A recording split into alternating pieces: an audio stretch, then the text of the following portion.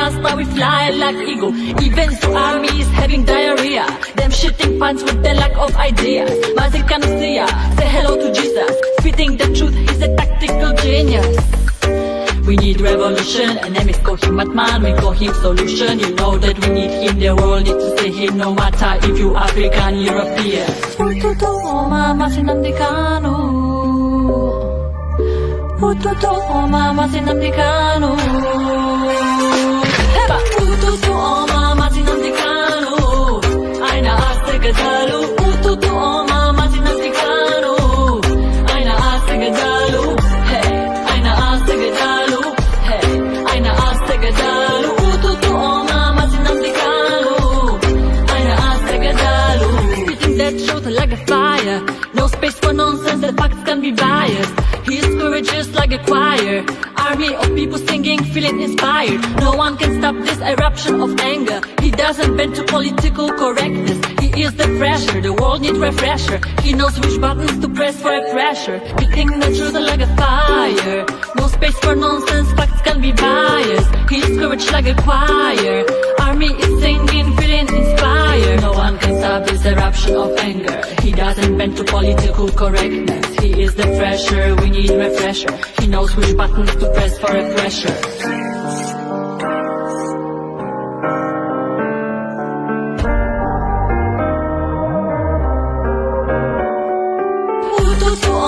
Mazi Kanu.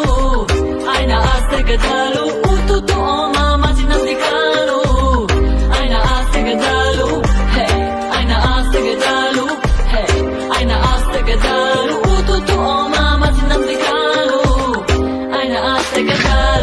Shake it, shake it, shake it up now. Shake it, shake it, shake it up now. Shake it, shake it, shake it up now. Give it up now. Give it up now. Give it, give it, give it up now. Give it, give it, give it up now. Give it up for Mazi Kanu.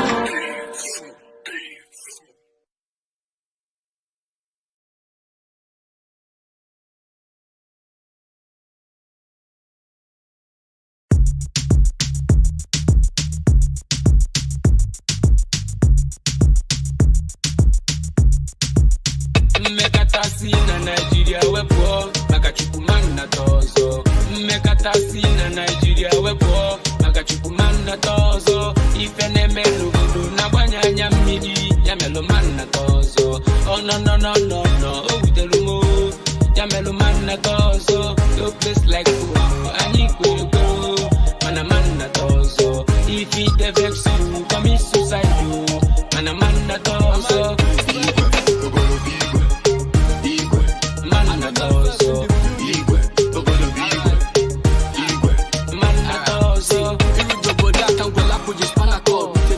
Economy, still a well odd.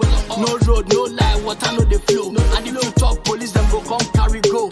Giving people fake promise for their campaign. After the election, the next section are siren. Sufferness now a block fest. People die. Very good propaganda and lie. Some face of 80s with a C4 walk like Jackie salary probably next year. Everybody want to be like Mandela, the king of hero, while their heart is full of evil, like King Pharaoh. Mpansio but that yok man aseme border. One and two Ogadika will another summer clearing and wrecking labor. Ogadika Ghana, political manipulation, nobody say something. We can take this for granted, we could do something. I don't know, but I will look at that we are something. Mekatasi na Nigeria wepo makachukumana tozo. Mekatasi na Nigeria wepo makachukumana tozo. Ifene melugudu na banyanya midi ya melomana tozo. Oh no no no no no, oh utelumo ya melomana tozo. No place like Kumu, Anyiko, manamana tozo. If it affects you, commit suicide you, manamana tozo.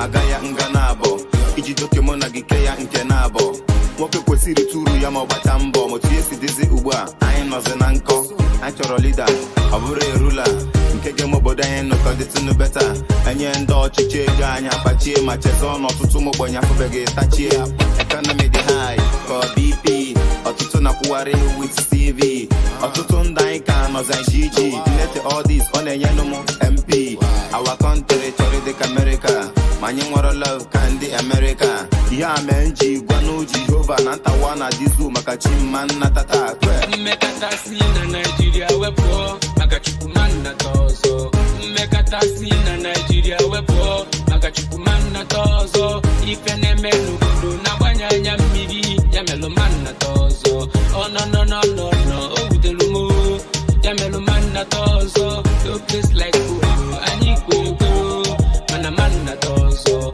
if it vex you commit suicide mana manna tozo manna tozo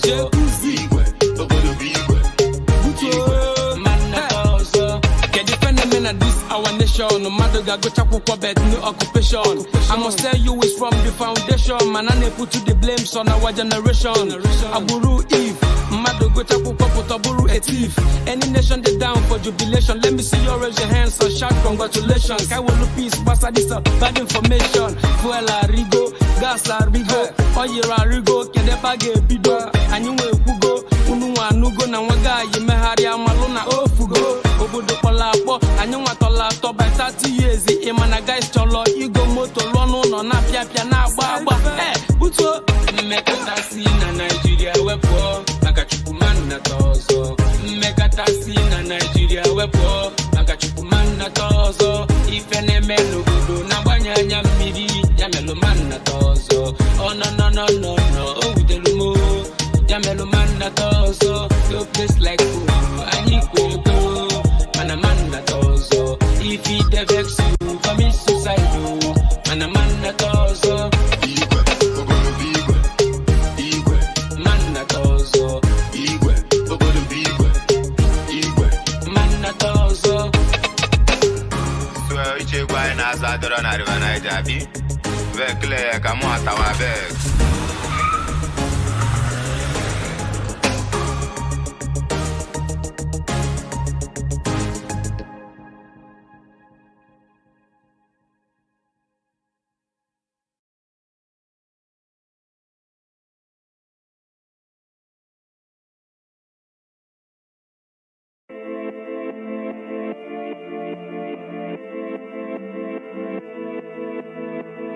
Why you hating a brother? Cause of color my skin, my religion believe in fate. People can learn to hate, they can be taught to love. Enslaved mentality, human rights activists, long walk to freedom. Just like Mandela, hatred and appetite, the struggle against racism, justice and equity. Don't forget your history. Rest on Martin Luther King, who foretold the American dream. Africa unite and wake up. We need one love and one voice. Xenophobia, fuck that. Our enemies, our leaders. These tyrants ain't giving up. Join the politics or shut the fuck. We need to unite and kick them out. Long live Bobby Wine, show where they are to go. Sean Kuti, Pelu Faz, Gani Adams, freedom fighters, Nnamdi Kanu, Pelu Biafra. Which way? Africa.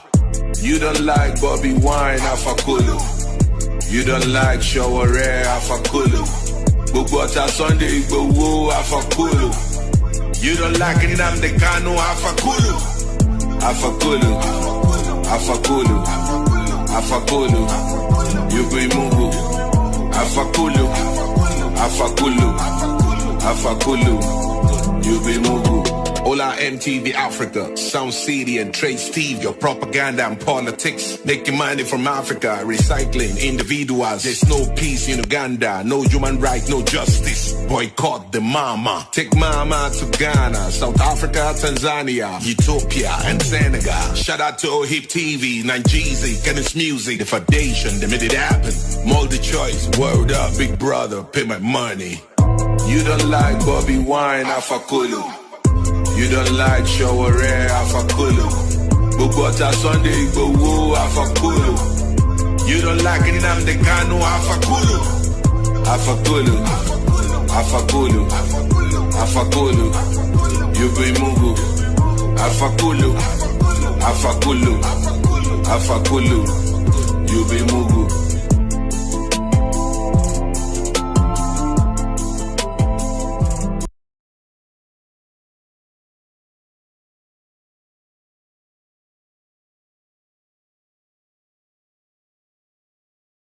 The problem of Nigeria is not gun and bullet. It's spiritual.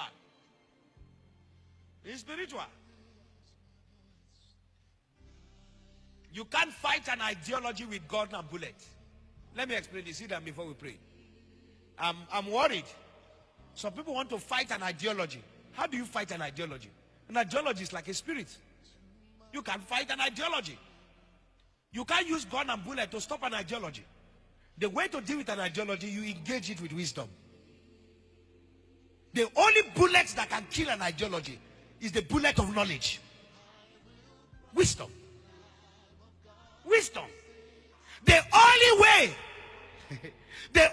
way to deal with the ideology is to go back to the founder of the ideology and reprogram the ideology and stand at the central processing unit of the ideology and make sure it is rightfully corrected.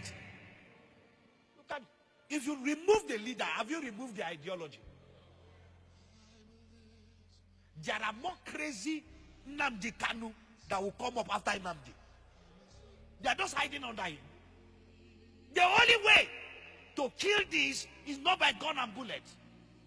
It's by engaging with proper dialogue, with knowledge and wisdom. This cry we are hearing here is not a cry of children, it's a cry of adults. The only way, I am not an advocate that Nigeria should separate, God forbid. No.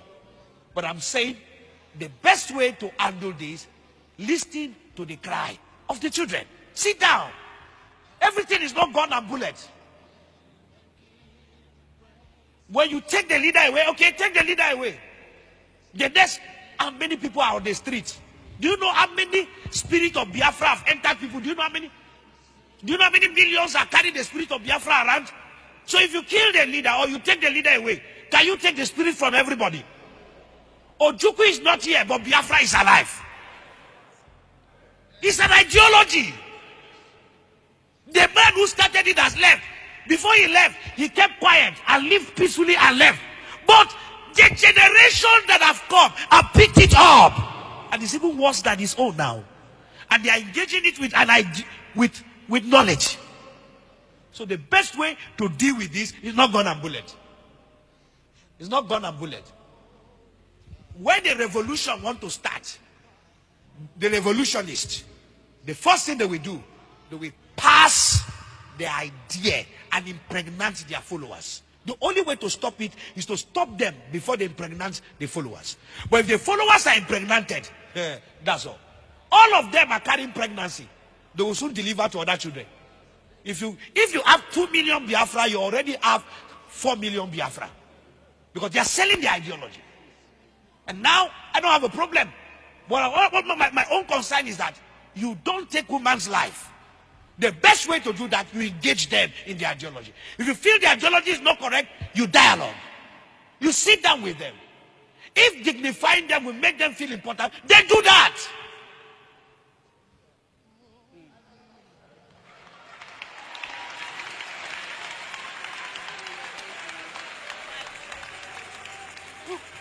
We can't be killing people and we're getting excited. No! Boko Haram is a terrorist group. Have you stopped them from killing? Are they not still killing? They're still killing. Did it start as a peaceful group? Yes. Were the ideology crazy? Yes. How do you engage it? Engage the leaders.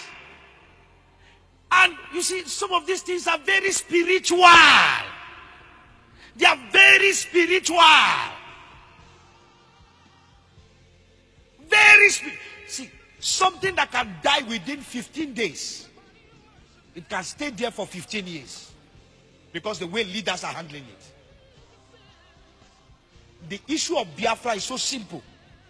You are agitating? Is this what you want? Then conform. Okay, let's do a referendum. Let's see how popular this your thing is. Or restructure Nigeria. That's all. Sit down with these boys.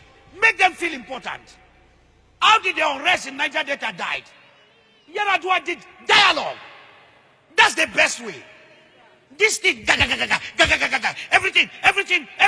gone, bullet, everything, fight. Aggression, it will take us nowhere. The world is too civilized. Look at America. Look at the way they abuse Trump and they say everything. The guy with those bands and tweet again. He tweets and continue his life. That is what we call civilization. That is what we call. You can abuse me to hell, say whatever you want to say. It doesn't stop it. I am the president and I am the commander in charge of wherever you are. You abuse, but I'm still your president. These things are just simple maturity. To fill a political office is not maturity. It's an appointment. I'm worried. I started talking about Biafra before this happened. And I was saying, let's kill this thing. Dialogue.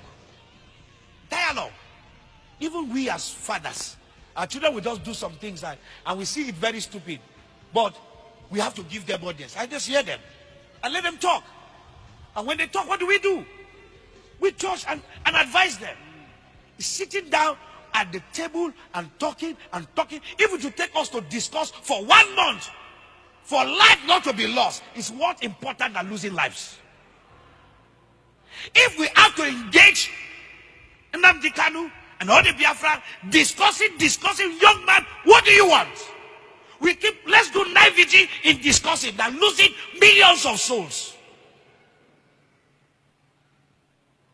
Discussion, dialogue will never kill anybody, but bullets will kill. Give Jesus a clap of praise. God began to speak to me about Biafra, and I'm worried. I stopped somewhere last month, and I'm going to throw a little light on another one. And I pray that the authority concerned should listen to me. Good evening, wonderful people, great Biafrans, wherever you are. This very day, the 11th day of May in the year of our Most High Elohim 2021, the time now exactly 2 minutes past 7 p.m. in the evening in the holy and blessed land of Biafra. I welcome each and every one of you. Good morning, good afternoon, good evening, and good night, regardless of where you're domiciled and you're listening to us this very day. My name is Mazi Nnamdi Kanu. I am the leader of IPOB all over the world, the indigenous people of Biafra. I am the director of radio, Biafra and Biafra television. And by the grace, very special grace of the Most High, Elohim Adonai El Shaddai, a servant of the wonderful people of Biafra.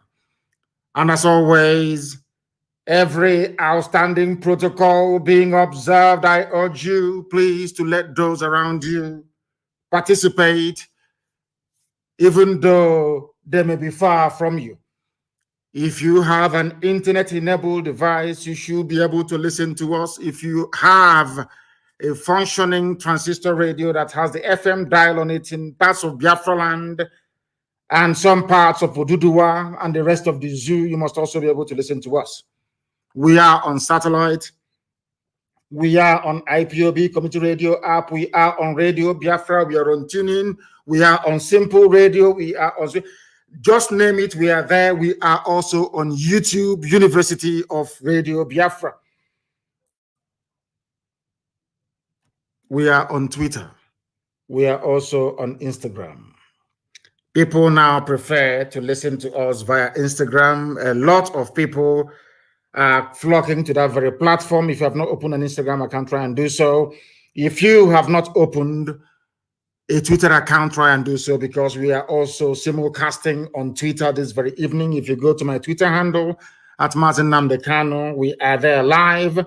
If you also go to Instagram at Mazi Nnamdi Kanu _official, we are also there live and direct.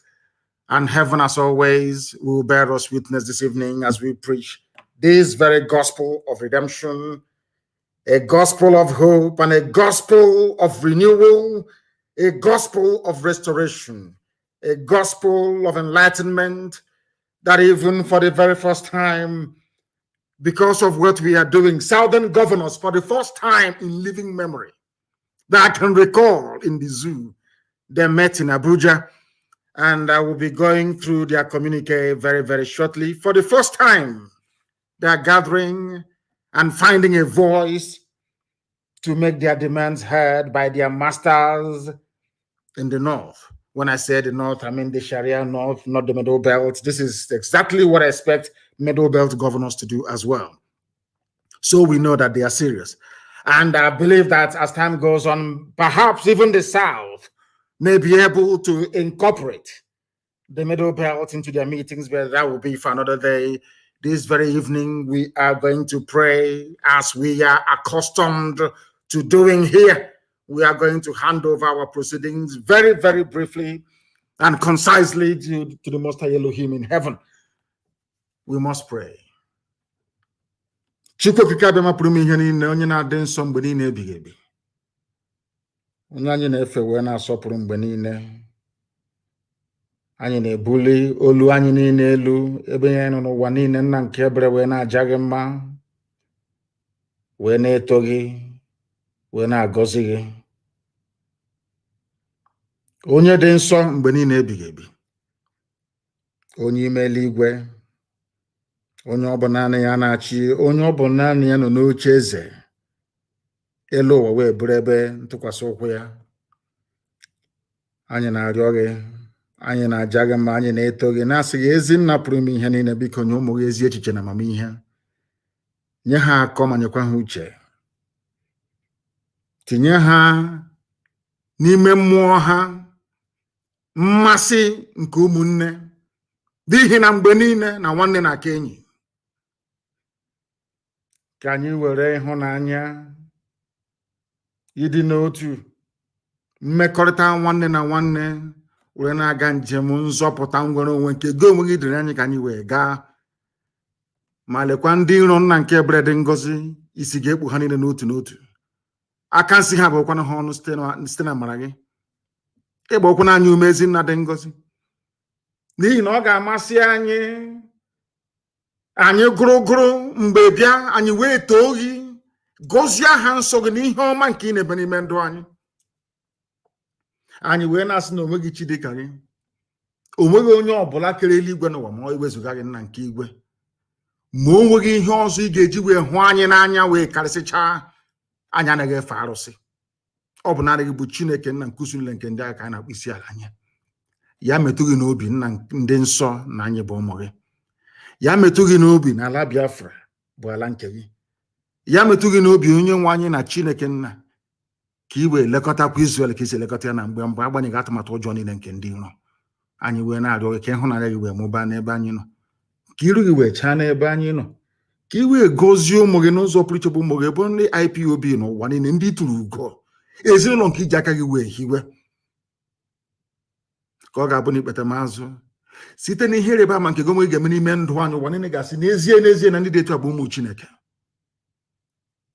Anyị wee na-arịọ gị ezi nna bi n'igwe, ka i wee nara otuto, nsọpụrụ, ịja mma, mbuli elu na ikpe isi ala ugbu a na mgbe niile ebighị ebi. Ka anyị na-arịọ gị ise ise ise. Thank you very much. Some of you have corrected. Did I say Abuja? It was in Ahaba. They met in Ahaba, not even Asaba. Ahaba. As you have a Habimenyi as well. Across Urimuni Obaro, that some of you call, or should I say the white man named River Niger. We are here to preach this very gospel. This very news broke very, very late. It wasn't my intention to cover it, but we are going to dwell on it very, very briefly before we proceed to the rest of the items we have for you this evening. For the very first time in living memory, the Southern governors met in Ahaba. The real name is Ahaba, A-H-A-B-A, not Asaba. They met in Ahaba under the auspices of governors of Southern Nigeria. This is the first time I don't know if they have ever met before. If they have met, please try and enlighten me. I'm not sure they have ever met before. And why did they meet? Because of the raging agitation in Biafra land and also in Oduduwa land. That was why they met. For people, there are some people that will be saying, oh, what? I'm sure that nobody is even talking about what have they achieved, what have they done. But I just want to remind you, should anybody ask you tomorrow morning what you have contributed towards the advancement of the betterment of the lives of the people on the ground, you say to them, courtesy of what I have been doing, the Southern governors have now met for the very first time. And I don't know if some of you read the article in Guardian earlier today. Guardian is even carried it. Do you know that there was a particular governor from so-called South that did not want to come? Do you know that Fulani Janjaweed gave one particular governor, Bob, you know, the listening device, to enter into the meeting with? And I'm sure that people have guessed right. You know who that very individual is. Darling Mrs. Anyway, but love is good. We'll get to that later on. He's in love. You know, when you're in love with somebody, there's nothing not do for that person. You know how love moves people. He is so in love with his new partner, his new spouse, the new husband, that they gave him listening device, a bug. Tambuwal gave him a bug, a listening device to smuggle into the meeting, so that the Fulani Janjaweed will be somewhere in Kaduna, in Abuja, and in Sokoto listening to the meeting because of love. And who can blame him? Hey, love and wanting. You know, love is very deep. Mrs. Tambuwal wanted to smuggle a listening device. Go, if you doubt me, go and read the article. It's in the Guardian newspaper today about this very meeting. They will tell you. But let me go. You know, when people do something that is right, I commend them. If you do something that is wrong, we shred you, we condemn you, we bury you alive, if need be. Of course, with facts and figures.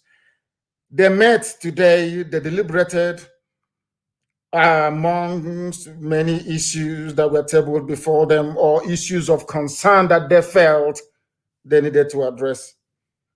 And I'll read it for you very briefly. They affirmed that the peoples of Southern Nigeria remain committed. For the very first time, they're using the word, the peoples of Southern Nigeria, which means that all the nonsense being done by Tinubu and his cohorts is in vain. For the very first time, there has been affirmation that the South is actually one. Since 1914, this is the very first time that they are stating publicly in a communique that the South is one by the elected leaders, so to speak. For the purposes of our program this night, we may even call them leaders, because they did well. I must tell you the truth. Now, let us proceed. And before you, who brought them together in the first place? One is our agitation. Second is the unity and union, the bond between the East and the West, between Biafra agitators and those agitating for Duduwa. They have tried everything to break us. They could not break us. They had no alternative than to come together. Do you see what consistency does? This is the benefit of consistency. Once you're consistent in life, good things will come to you. And I also commend our Duduwa brothers this very day for their resilience and their consistency. That is why, for the first time in a meeting, in a place, you have governors from the East, you have governors from the West, Igbo governors, Yoruba governors, of course, together, saying something that makes sense for the first time in that I can even remember. The North, the Janjaweed will meet in Arawa House. They will take decision affecting the whole of the zoo, affecting everybody, and they ram it down your throat. You have to accept it. And where they found this courage, I have no idea. Maybe they are emulating what we are doing. They now understand that we have no fear before our enemies. They now understand that we are scrupulously clean, whiter than snow. They now have developed, or should I say, come to appreciate the essence of courage and determination. So for coming together, of course, I commend them. I do commend them, because they have done very, very well. During this very meeting, they affirmed that peoples of Southern Nigeria remain committed to the unity of Nigeria. Well, of course, that's expected if you consider that they get their monthly allocation. Everyone wants to go to Asorok, so they will say they want unity of Nigeria. But they want unity of Nigeria on the basis of justice, fairness, equity, and oneness, and peaceful coexistence between and among these peoples, with a focus on the attainment of shared goals for economic development and prosperity. English has no meaning. The latter part of what they have written here has no meaning, because they've been saying this rubbish for very many years. Now, The second point on the communique states, observe that the incursion of armed herders, criminals and bandits into the southern part of the country has presented a severe security challenge such that citizens are not able to live their normal lives, including pursuing various productive activities, leading to a threat to food supply and general security. Basically, they are warning Fulani Janjaweed terrorist headsmen, short for Miet Yala. They have now come out to say that they are concerned about the activities of Miet Yala. Consequently, the meeting resolved that open grazing of cattle be banned across southern Nigeria. In other words, if you see any cattle in any farm from tonight, anywhere in southern part of the zoo called Nigeria, you kill it. You are enforcing the law made, or should I say directive executive order made by those that you claim you voted for to look after your affairs. They noted that development and population growth has put pressure on available land and increased the prospects of conflict between migrating herders and local populations in the south. Given this scenario, it has become imperative to enforce the ban on open grazing in the south, including cattle movement to the south by foot. Nobody should bring cattle into the south. In other words, Ruga is dead. Cattle highway is dead. Cattle path and cattle routes, they are all dead. From what they deliberated and came to conclusion to this very day in Ahaba. They concluded that anywhere you see Miet Yala with their cattle on foot inside your farm or anywhere, of course, in the East, we call Eastern Security Network, and we treat them the way we have been treating them. Why are they saying this? Because we took the bulls by the horn. We don't mess about all this nonsense they're doing, all that rubbish. I'm not go to the rubbish. If we find you in the bush, you are bushmeat, you are gone. Both you and your cattle, you're finished. So now that gave them some liver to come out to say that we are now banning cattle movement. Number 4, we recommend that the federal government should support willing states to develop alternative and modern livestock management systems. And I wonder, why are you taking permission from the federal government? Was it not Osun State or whichever state in the West, in Yoruba land, imported 250 pregnant cows from the USA? That one didn't, once they told the cow, you are now in Nigeria, the cow broke away from the crate. I wanted to run back to the USA. A governor was able to do it without permission. But these ones, of course, they have to bow to their Fulani masters. They are taking permission from the Fulani, their Fulani Janjaweed, as if to say that cattle herding, or should I say animal husbandry or dairy products is the exclusive preserve of Miet Yala.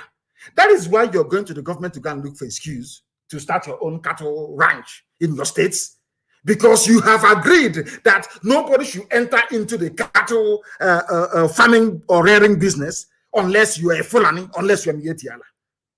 Arrant nonsense. Pure bunkum. That is where I fault some of the things that they have said today. This one doesn't sit well with me. It doesn't sit. Why do you have to ask the state, the Abuja, to allow you to have cattle farms, or should I say, rare cattle, where you come from? You don't need permission from anybody. It is food for feeding of the people, so you don't need permission from anyone. Now, listen. They said they have agreed to progress we have agreed that the progress of the nation requires that urgent and bold steps be taken to restructure the Nigerian Federation, leading to the evolution of state police, review of revenue allocation formula in favor of sub-national governments, and creation of other institutions which legitimately advance our commitment to and practice of true federalism. Once again, they're begging for restructuring. That's what they're asking for, but along state lines, because they are governors, because they know that if they ask for restructuring along the lines of region, vis-a-vis the Constitution of 1960 and 1963, somehow most of them will be out of a job. Do you see how how parochial? Do you see how selfish these people are? What concerns them is their office for them to protect it. That is why they are arguing for restructuring along state lines where you will not answer your name.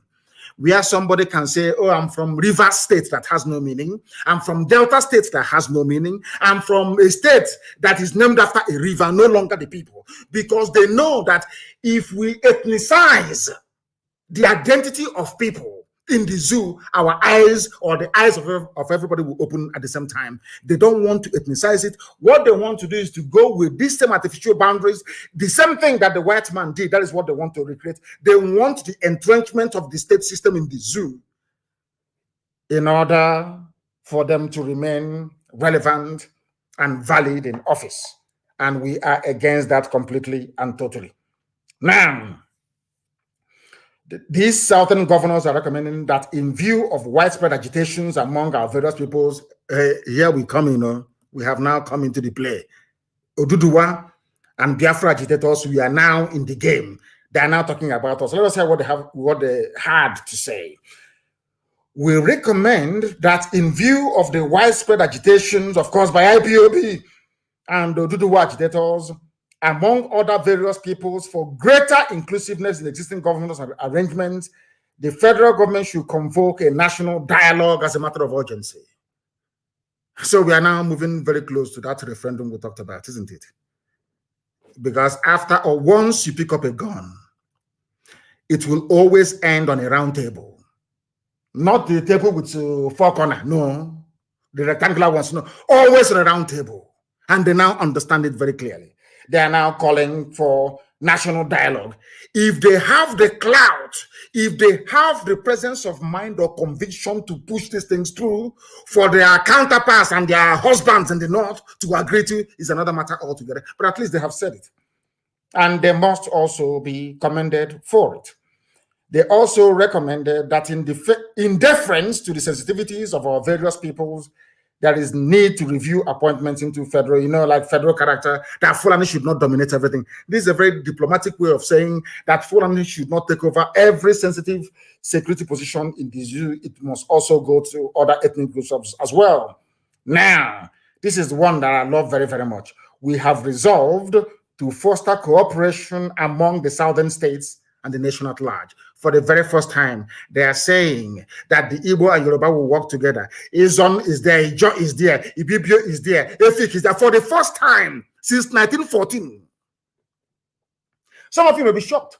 This is the only time since Lugard, that wretched Lugard, came into the zoo to turn us into wild beasts and animals. I'm telling you, this is the first time that southern protectorate you've been hearing about, this is the first time that their so-called leaders are meeting since 1914. Over 100 years ago. Over 100 years ago, this is the first time they're meeting. Imagine if they had been meeting all these years as their northern counterparts were doing. Do you know why they met in Ahaba? They met for the simple reason that the divide and rule tactics of the north is no longer working. They can no longer divide us. And where I should give credit, I won't hesitate to give credit. There's a group called Nsuko Mona, the ones that started this handshake across for us, because of course the boundary is not in Niger, it's in Igodomigodo. They started all this movement to try to unite the South. Nsuko Mona, they are called. They have been fighting for very many years. And I also give them credit because this is as a result of what they have been fighting for over the years. What Biafra and Oduduwa agitators did was to give impetus to this very thinking. That is why we are where we are today. For the first time since 1914, over a century ago, over 100 years ago, the leaders of the South are meeting to discuss something, should I say, issues of common interest. They have resolved now to cooperate. Let it not be that when your husband calls you now from the north, you start panicking and saying, I'm not part of it. I'm from the southeast. I'm from south. I'm from southwest. Once you maintain that united front, you are impregnable. Even if one stupid governor may be responding to what the husband is requesting from the north, once you are united and you're very, very strong, the Janjaweed will bow to you. These are the things you must understand and have that in mind. Now, they have expressed concern. This is where they now come to Radio Biafra. I want you to understand that this meeting today in Ahava is all about those that want freedom. And what we have been preaching on Radio Biafra for very many years, now it is sinking in.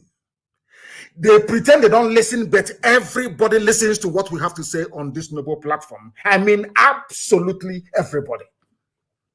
They listen to us. And we are winning this very war of ideology and war of philosophy. Why am I saying this? The governors expressed concern on the continued gridlock on Oshodi-Apapa Expressway, which we have been talking about now for years, and the chokehold it has exerted on the nation's economy, being the sole outlet from Apapa Wharf. The meeting therefore recommended the activation and establishment of ports in other states of the Federation to create new jobs and promote socioeconomic activities in the country. What I have been preaching for very many years, isn't it?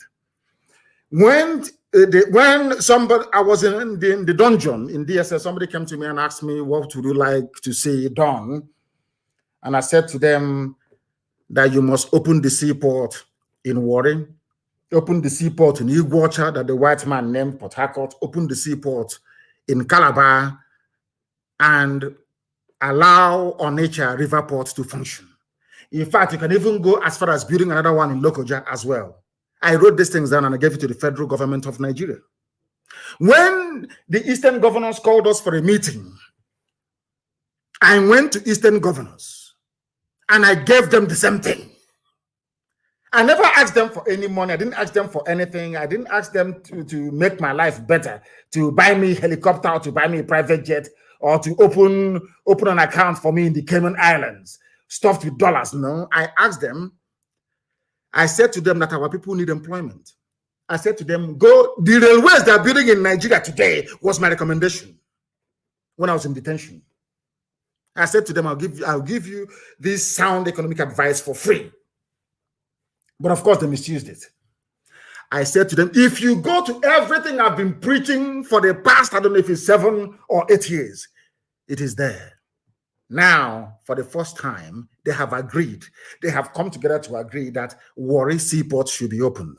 Calabar Seaport should be opened. Iguacha, that they call Port Harcourt Seaport, should be opened as well. Now, do you understand it? Or I want all the intellectuals to understand how far we have gone. We always win. I said to all of you, in the end, we win. Just remain consistent. Do not waver. Do not move to the right or to the left. Remain where you are on the path of truth, justice, and honesty. Eventually, your ideas will prevail. And today it has prevailed. They are now asking for the creation of jobs and the promotion of socio-economic activities in the southern part of the damnable Zoological Republic. The meeting expressed concern on the economic implications of another lockdown on the country. Now they know. They now know. This is what I want to talk about this evening. Before this very news or communique was issued by the governors of the South, they are locking everybody down to stifle the economy, to move, harden the terrorists into the South, to commence the final onslaught, the final phase of the Islamization agenda of the Sokoto Caliphate. It's nothing to do with COVID. Absolutely nothing to do with COVID. They want to bring these people down to our land to commence the final onslaught before 2022, when they had hoped to overrun every inch of territory in the South on their path to the full Islamization of the damnable contraption we know as Nigeria. They do not want another lockdown, and therefore suggested greater coordination and cooperation between federal and state governments in evolving strategies for dealing with the pandemic. In other words, no, Yusuf Abubakar Mohammed cannot sit in Nasser Rock anymore and issue directives saying, oh, we're in a lockdown. And what stupid lockdown? The Fulanis are using it to stifle us. Whereas the borders are open in the north. They can bring in rice, they can export cement, they can cooperate with their Niger Republic brothers and sisters and cousins. But in the South, they say no movement, lockdown. They want to stifle us economically because if you don't have money, there is no way you can lobby the world. There is no way you can buy weapons. There is no way you can exert any measure of influence. They want to be the ones handling the money alone. That is what they are planning to do. But I'm glad that the southern governors have come to their senses or have realized that eventually, or at last, they must rise up to say something about this stupid, ridiculous lockdown that the Janjaweed Caliphate is proposing. Now, they express very grave concern on the security challenge currently plaguing the nation and strongly urge that Yusuf come and address also southern governors. That thing I've been preaching. How can you have a country where the president doesn't talk to you? Is that possible? Because they know we are waiting with our Onyoko. We are waiting for them. Once that idiot comes out to speak, we will dissect, we will analyze, and they understand it. They do not want to put themselves to shame. That is the reason why he's no longer talking. Even the recorded ones you used to get once every 8 weeks, you're no longer getting it. Now the southern governors are saying to Asorok, please talk to us, so we want to hear from you, because they themselves are now convinced that Buhari is dead. They now know also that there is somebody in Asorok. Now they're asking him to come out to speak live to the people, and we know he can never do it. Because we are waiting. We have recruited new scientists. There is no trick they will bring, no artificial intelligence. There is no deep fake video they will bring out now that will not dissect from top to bottom. From top to bottom. Now they express their gratitude to their host, which is Ifeanyi Okowa. He has done very well, of course. He has done very, very well to host this very meeting. I'm not excusing his idiocy and stupidity, but of course, for hosting, for once, they're finding their voice. Do you know what? Do you know why they're talking? Because they know that the Fulani can no longer divide them. No longer can they be divided. No more. Because even if you divide the governors, the men on the ground, the foot soldiers on the ground, they are united. The East and the West, we are now bound together. That is why, for the very first time in over 100 years, the South is reasserting its identity. Because the North will always come and say, we are the North. This is a minority of them from the Sharia region. They have emasculated the Middle Belt. They now say, we are the North. But when they come to us, they say, oh, this is East and this is West. They divided Nigeria into three to suit them. The North, the East, and the West. When they come as the North, they come as one block, one effective, dominant block. This one is playing his own corner, West, and this one East. Now, East and West have come together. Let the war begin. That was what they did, and I must commend them, those that attended.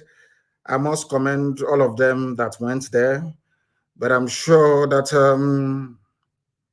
let me see if Mrs. was there. Mrs., where are you? I'm looking at the names of those that signed. Oh, Mrs. came. She came as well. Because when he's with Tambuwal, he's a she. Then when he comes out to snort cocaine and be talking rubbish, is a he. So the he, she, or she, he was there as well. Now we must preach.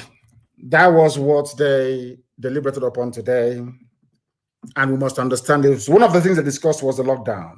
The lockdown declared yesterday by the federal government of the Zoological Republic. That people, Mrs. was there. People, of course, Mrs. After that, now maybe tonight, she's briefing husband Tambuwal. You know what lovers do. Love is sweet. Oh. Have you seen their picture? How they are serenade. Hi. In fact, I said to my wife today that we need to try this type of pose and picture. It's so nice. We are going to do it very, very, very, very shortly. We are going to pose like that as well. Did you see Wike and Tambuwal? Hey, it's as if they just fell in love only last week. Such beautiful, beautiful picture. I liked it so much. I liked it so much that I had to comment on it. So beautiful. You can see, you know, when people are in love, there is nothing sweeter than love. And now, you know, that first 2 or 3 months, or maybe they're doing their own anniversary now. You can see how happy they are. And I wish them well, honestly.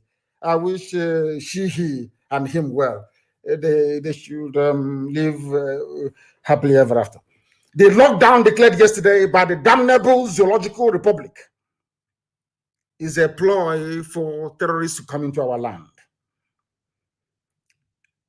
Therefore, we are not going to obey this lockdown, and I'm asking all Biafrans, everybody in Biafran territories, do not obey this lockdown. Let him come out and announce it himself. Garba Shehu and the entire Fulani cabal cannot be sitting down and writing garbage all the time for us to be adhering to. BVN, NIN, and all this rubbish. Let that dummy inside that rock come out and address the people to say to people, this is the reason why we are doing this. On a live televised address to the people. Not all that recorded mumbo, that rubbish that they trot out from time to time. Something as monumental as restricting people's movement is being announced by the press secretary to the government. So it's an insult to all of you if you don't know, let me tell you. It's an insult to all of you that still believe in your Zoological Republic. Come out and address people. And I'm asking all Biafrans, do not obey this latest phase of lockdown. The reason being that they want to use the dead of the night to move their fighters into our forests because we have defeated their foot soldiers. Mietiala, we have defeated them. They now want to use the cover of the night. You will see them only Fulani people with their police and army, and escort for that matter, moving men and materials down to the south. We must resist this stupid lockdown. It is not going to hold in Biafra land. And I must also say, because they also announced today that they're rolling out a new security, whatever rubbish for their southeast and their south. To me, it is Biafra. I am warning every coordinator, do not sleep in your house starting from tonight. All coordinators and deputy coordinators, look for somewhere to go to. We are in the trenches right now. We are about to experience freedom fighting, what it's like. It is not comfortable. It is not rosy at all. Do not sleep at home. Do not sleep at home. Change your phone numbers. Even change the phone itself. Or else they'll be able. Now, DSS is finding it difficult to track people because we are making their life a misery as well, and they understand. We are waiting for them. Their own turn is coming. And when it comes, I am sure that all of you will approve of it. They say that Buhari, whoever they're calling Buhari, we don't know. Of course, we know him to be Yusuf Abubakar Mohammed. They have announced fresh security measures to tackle insecurity in the southeast, and I'm asking them this very simple question. Have you ever heard them before? Despite the progress being made by Boko Haram, ISIS in West Africa, Al-Qaeda in the Maghreb, Ansuri, or whatever they call it, Miet Yala, terrorist group, and all the rest of them. Have you ever heard them say we are rolling out new security measures for the northwest or the northeast or north central, where the Fulanis are pillaging and killing every blessed day? The answer is no. But now Buhari approves fresh security measures to tackle insecurity in southeast and south-south. In other words, I told you that they're going to come. You know, Fulani has this very stupid and senseless pride in them. I know that their pride won't allow them. They must come. And remember, I will keep reminding you of this every blessed day. This Fulani army will die in Biafra land. They want to move them in. Maybe to start they are doing now is abduction. We are in the season of abduction. Very soon they will try their shoot at sight to see if it will work. But I'm considering that all the entire southern governors have now come together to issue a communique stating it very, very clearly that the way they have been handling things in the past hasn't moved the situation forward. Now what they're trying to do is to try to bring in a new measure. And I want to warn Fulani Janjaweed in Asarok, any measure you bring to our land, we're equal to it. Anything you bring, we are going to face you. You understand that very clearly. Okay, so it doesn't matter what the AIG does, what the IG does, and all these idiots. The more you move men down to the east, the more the north will be taken. But of course, I know it's all the part of the game plan. What they want to do is to emasculate, to intimidate, so we can become wretched, lily-livered cowards. We will now allow you to enter into our land, or send us away from our land. We'll come maybe to IDP camps in Amazonia. But it's not going to happen, and you understand that very well. And as I told you, you will take the bait, you will come. We will lure you into our land, and your army will die there. And the places you left in the north, in Sharia, Core, Arewa North, will be taken over by terrorists and criminals that will never, ever, ever listen to any of you. These are the things you must understand. So we are ready for you. Anytime you want, you can bring the game on. We are waiting for you. But you can never, ever have it easy anymore. All that thing that people come out, you open fire anyhow. You know that if you open fire on the people, you will be confronted there and then immediately. And you are going to die sooner than later. You will also perish. So now you understand. It doesn't matter what you announce or what you're not announcing, but we are assuring you that you are not going to prevail nor succeed in intimidating the children of God into submission. It cannot happen. You can try that nonsense elsewhere. It will work for you. But you see, in the East, it can never, ever work. Never, ever work. Not today, not tomorrow, not ever. Because when tyranny, as somebody said, when tyranny becomes a law for the government, massive rebellion becomes a mandate for the people. Because you cannot keep pushing us to the wall all the time, pushing us to the limits, massacring innocent civilians over and over and over again, and you don't expect them to fight back. You must be foolish. I want to remind all the intellectuals and sophisticated morons, all of them, go back a few years ago, the slaughter, the killing of IPOB family members, peaceful protesters, Shia protesters, and SARS. Every time Army and police will come, they open fire. None of you will talk. But now in our land, they are always looking behind their backs. They don't know where death is coming from. Because I assure them, they are all going to perish. The people telling you that they have a plan to secure the East, Southeast, and South-South, according to them. Armed robbers invaded Asorok. So we are led to believe. Only under this regime, something unheard of in the whole world. It's never been, I don't know where these Nigerians, I don't know who gave them their brain. Maybe it was picked from the dustbin. I have no idea. Some of you may have dismissed this issue of armed robbery in Asorok, but I want you to understand something that's never happened anywhere before in the history of the world or modern governance. Never ever happened before. They said they ransacked the chief of staff home, Ibrahim Gambari, and Abubakar Kanu, and they stole valuable assets. That is how corrupt the Fulani people are. I told you before that is something the Fulani they have perfected over the years. When they finish draining any particular department of parastatal dry, they set it alight to destroy every incriminating evidence. I am sure that whatever they may have stolen from the homes of Ibrahim Gambari and this Abubakar Kanu could be financial instruments worth billions of dollars belonging to the people. If you ask us, oh, armed robbers came, how can armed robbers, if armed robbers can, or should I say unknown gunmen, enter into Asorok to go and steal state valuables? Now tell me which part of the zoo is safe. They did not sit down to say to themselves, let us look for a way to strategize and devise new security approach to Asorok to guard it. It's Southeast and South-South they're interested in the East, Biafra. And newspapers and their editors publish this type of junk every blessed day. And I'm asking them, they have no shame, honestly. Armed robbers came to the seat of government to steal and walked away free. You shamelessly came out to announce that you are devising a new strategy for the East. You have not been able to devise a strategy to keep yourself safe inside Asorok. That is how they reason. It is supposed to be the most secure place in Nigeria. It is now every man for himself. That is why I commend Governor Autumn for what they have done. I will ask the southern governors, when next your meeting, invite your middle belt counterparts, and you see that the zoo will collapse within 2 weeks. Not just collapse. All those things that you have been asking for, they will give it to you.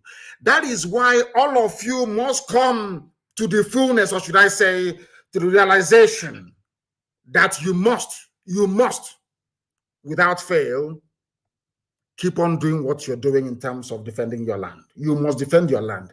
Look at people suggesting. I mean, can you go to how can I put it, to a gate man in a hospital and ask them to administer any form of treatment because you found them at the gate? Because you found them at the gate of a hospital. These people, they're like gate men in a hospital. You are prescribing a remedy that you cannot even yourself inculcate into the plan to keep your own self safe. You're not safe, but you're busy dishing out directive to go to. We now have a new plan. I'm asking the IG of police, go and secure Aso Rock first. Go and secure Abuja, where children are no longer going to school. Go and secure Abuja first. Go and recover Medugri. Go and recover parts of Yobe. Go and recover parts of Zamfara from the same terrorists that you groomed before suggesting how peace can be restored in the East. If you want to use it as a cover to bring in your army, they're going to die there anyway, so there's no need. I will not stress myself on this. Bring them now, you're going to see. And I want to warn our Oduduwa brothers, and I made it very clear to the activists last night, that the Fulanis imported a lorry load of arms and ammunition, and the containers were being escorted by the military last night, and they offloaded this very consignment somewhere in Oshodi. But I'll come to that later on. I will give you the full details of exactly what transpired. And that was why Tinubu said that we had planned to bomb Lagos, something that is undoable in 1 billion years. In 1 billion years. They think we are very good students of contemporary history. We know the history of the war. I know personally how people from the West viewed the move by Biafran army to go and capture the seat of power or to neutralize them. It wasn't even an army of conquest to conquer Yoruba people, of course not. It was heading straight to Dodan Barracks in those days to go and neutralize them. I know personally how my Yoruba friends have explained to me their trepidation and their fear over that very expedition led by Banjo then. We know. So we cannot try anything stupid. We can never, ever, ever, not on this earth, antagonize our Yoruba brethren. It's impossible. We can never do it. We meet all the time. We have meetings all the time. So how can we? Are you telling me that all those gallant men in OPC, all those gallant men all over Yoruba land, they cannot do any work? If we agree that they should go and start, disturbing those who are disturbing them, they have more than enough men to do it. More than enough to do it. We don't have to go there. But they lied as usual, as they always do. As they always do. As they always do. But in the north, what is happening? Some of you must be aware of what DSS is doing in and around Abuja. And do you also know that DSS, they also get a cut of the ransom? Are you aware of that? Do you know that the DSS or SSS, they should be properly referred to, do you know that they get a share from bandits? So Fulani people are not even happy owning all the oil wells, controlling the Ministry of Finance, controlling Asura, controlling almost everybody, controlling the defense budget. How many of you here are aware that the daughter of Abba Kyari is the one responsible for all Nigeria's investment abroad? It's called sovereign wealth. Investment in stock markets all over the world is the daughter of Abba Kyari. They control everything. Federal Inland Revenue, every source of finance minister is always Fulani. Even when you plant your joro, or you plant maize, or you plant cabbage or carrot, the same Fulani terrorists will come and destroy it, use it to feed their cattle, and kidnap you in the process. Even that little money you have made by selling maize or yam or cabbage or watermelon, you now use it to pay the same Fulani to release your child, release your father, or release your mother back to you safely. Do you see what is happening? And you'll be astonished. I don't know why the mainstream media in the zoo doesn't want to give this very particular piece of news the coverage that it deserves. How we receive weapons from DSS agents and share the gains by Fulani bandits, Fulani terrorists. DSS that is busy abducting people. Oh, they want us to go into kidnapping and armed robbery as well. That's what they want. So we can start sharing the money. Okay, that's what they're looking for. They are, as I'm speaking to them, they are now in Aba and everywhere, claiming they are implementing security strategy. But the same DSS, I don't know why their National Assembly, I have no idea why these people should not be investigated, prosecuted, and shut down. DSS. Instead of contributing to making your lives as safe as it can be within the contraption, they are making it worse. I'll read it for you. They told a German television, Deutsche Welle, in a recent report that they borrow money from DSS agents. And who are the people in charge of DSS? Fulani. Who are the people borrowing guns and ammunition from DSS? Fulani terrorists. That is why the South must understand they are all in this whole thing together. They're all in it together. As the security is worsening in Nigeria, armed bandits terrorizing different parts of the country have made a startling revelation to the German, I think it is the flagship media in Germany, Deutsche Welle, that they have been receiving weapons from operatives of DSS. You see their DSS, you see them with their uniform DSS. They are worse than bandits. These are hardened criminals, and none of them are Fulani. Very, very sadly. The criminals told Deutsche Welle in a recent report that they borrow weapons from the state agents and then go to work to share the ill-gotten gains together. They go, you pay ransom, they go to school. Now I know the reason why they keep sending that terrorist Sheikh Gumi to go and negotiate. They know where they are. DSS will not go and get them or mount a rescue operation to release those who have been kidnapped. Instead, they're waiting for you to pay the ransom. They will tell Sheikh Gumi, tell them to pay, It's dicey. Operationally, it's not difficult. The terrain is, there's a valley, there is a hill. Talking rubbish. Then you give that 100 million naira ransom to the bandits.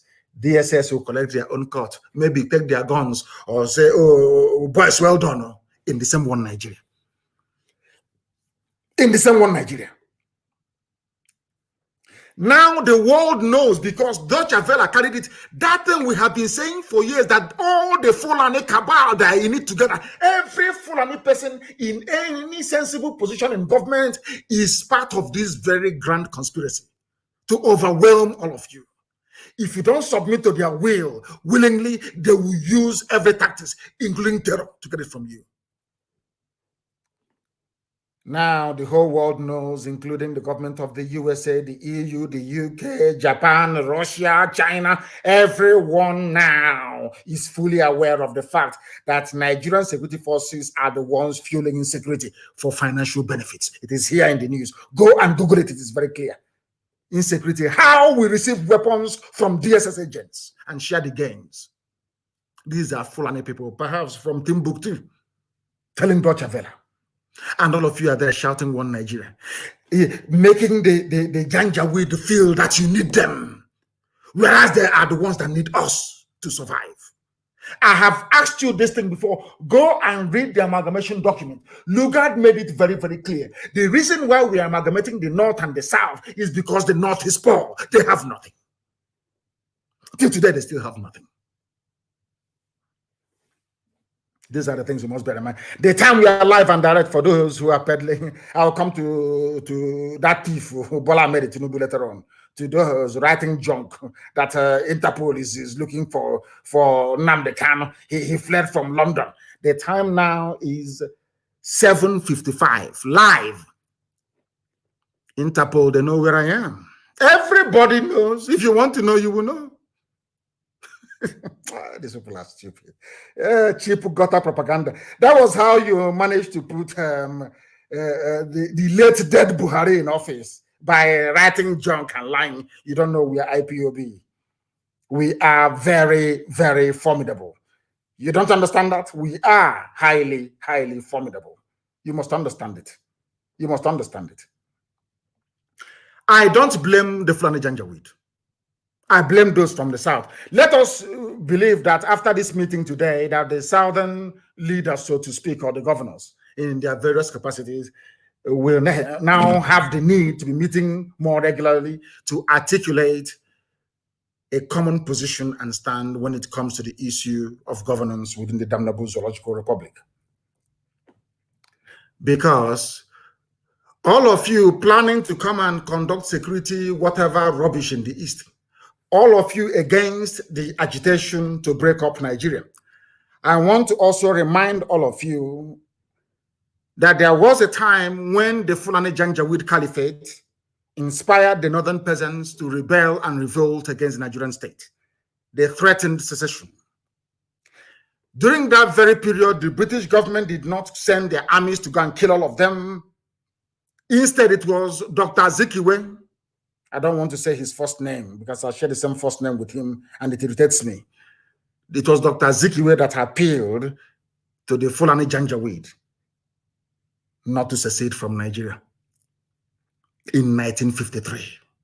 So when you hear a Malam, when you hear Al-Majri writing nonsense on Facebook, I want you to remind him or her, it was you people, the Fulani controlled northern part of Nigeria, that planned to secede from Nigeria. This is not 1966 coup or anything. Before then, in 1953, the first people to ask to exit Nigeria is the Fulani Caliphate of the North. But today, when you hear them talking, you will think somehow that because then they have not discovered oil. Not at least something in commercial quantity. Now there is oil, there is a commonwealth, there is money. Dollar must flow from oil and gas in the East. Everybody now wants to die for one Nigeria. But it was Zeke's voice. I don't know if it's a very lengthy article. Maybe that's why some of you don't even read it. I think it was published by Guardian newspaper. Zeke's voice that voided planned secession by the North in 1953. It was Dr. Azikiwe that appealed to the North to stay in Nigeria. They never went to war. Britain never deployed troops to say, oh, you want to break our empire, we're going to kill you. Now ask yourself, why is it that the Fulanis are not deploying soldiers to go and kill people who are agitating in the South? Why? When they themselves agitated to leave, nobody killed them.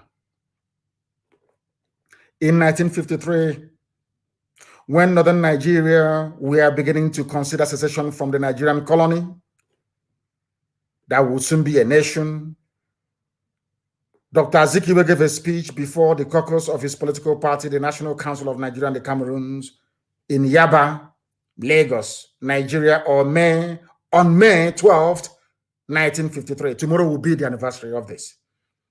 That speech, while not disallowing secession, suggested that there would be grave consequences if the northern region became independent from the nation that was soon to emerge. Zeke did not threaten anybody.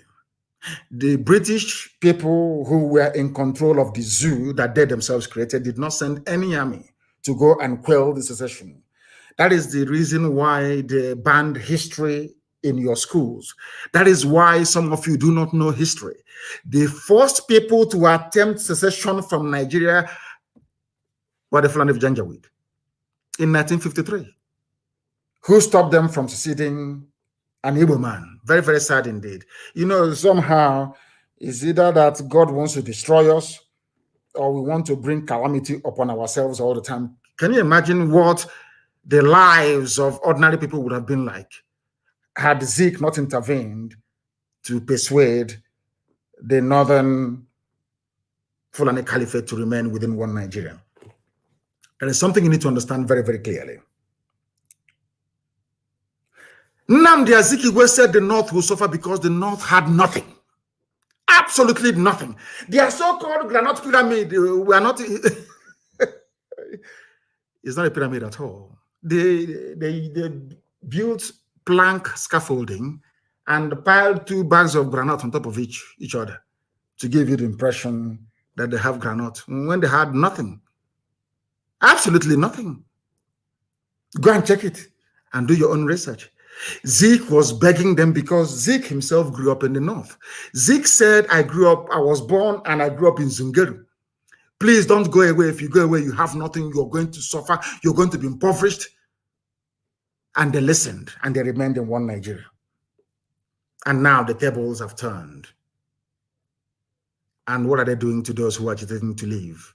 The zoo that the Britain created. They are killing them. They are maiming them. They are shooting them aside. Whereas it is these same northerners that first floated the idea of secession. I hope it is becoming very, very clear for everybody. What they have given to us are headsmen, terrorists, rapists, murderers, kidnappers across the entire length and breadth of the zoo called Nigeria. They do not care. And we caused it. It was the fault of an Igbo man. Now I understand why sometimes I will speak or write very angrily about Dr. Azikiwe. Now I understand the reason why. It wasn't his fault after all. Today we are agitating to be free. Today we are fighting to be free in the East and in the West. And what have they done?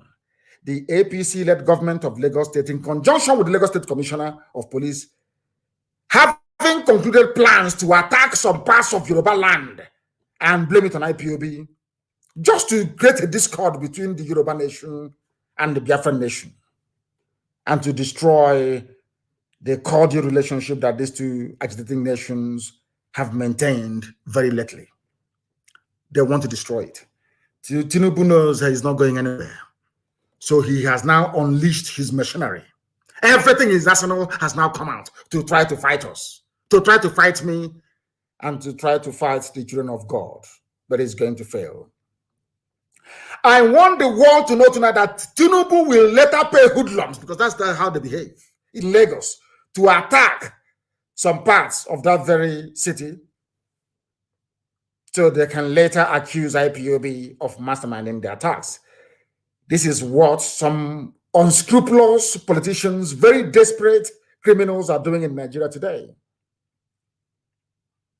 I want to ask Tinubu, who is a thief and a criminal, why did you not come to the pages of newspapers and television screen to announce the numerous sackings of Yoruba villages by Fulani Janjaweed, bandits and terrorists? Because there are Yoruba people right now in Benin Republic. Why was there no hoo-ha about Yoruba villages being sacked by Fulani Janjaweed? Why? That tells you all you need to know about these people and their intentions. Yoruba people, I want to ask Tinubu, are Yoruba people not refugees in Benin Republic? Who put them in refugee camps in Benin Republic? Are you telling me that Yoruba media is afraid of their Fulani masters, and in their docility, real damage is being done in Yoruba land? You have the courage to link IPOB to whatever nefarious activities that you're planning to unleash in and around Lagos. But people that pursued Yoruba people into Benin Republic, you cannot write about them nor admonish them the way you have tried to do against the squeaky clean image of the indigenous people of Biafra. This is very, very sickening. It is a very desperate and psychopathic attempt by this very thief, this very gluttonous and insatiable criminal that will do anything to appease his Fulani overlords. The same man that introduced ethnicity and tribe into the NSAS protest, along with the same corrupt and satanic Yoruba media. They thought they were going to succeed. They tried it yesterday and it failed. Only one tweet, I tweeted, only one. The whole thing collapsed. And of course, when they were pursuing Yoruba Oduduwa activists and agitators to ask them, what do you have to say? IPOB is going to bomb Lagos. What do you have to say? They said it's a lie. Go and ask their journalists. All the people they call, all the heavyweights, frontliners in Yoruba land, they called all of them yesterday to condemn IPOB. They said, no, IPOB cannot do such. Nobody, in fact, from the South can do such a thing. It's impossible. They were disappointed. One tweet would destroy all their lies. That was why they came up with another one today. You know, they think if they keep writing all this junk, somehow they'll demoralize us. We'll say, oh, things are no longer going the way that we want it to go.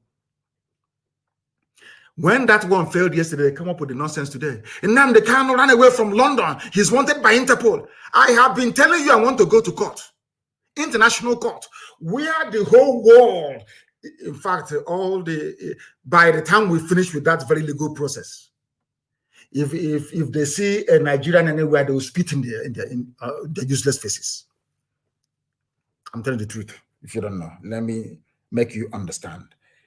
The same man who brought ethnicity into NSAS, they think, I told you, I warned all of you before. You know, that is why when people call themselves, oh, I'm a prophet, and now they say, I say you're a fool. I told you they will try ethnicity. They will try the use of force. It won't work. They will try ethnicity. It's not going to work. They are going to try religion. Those three things are in play in the zoo at all times. Those are the dynamics that determines where the wind blows in terms of political patronage and reward in the zoo called Nigeria.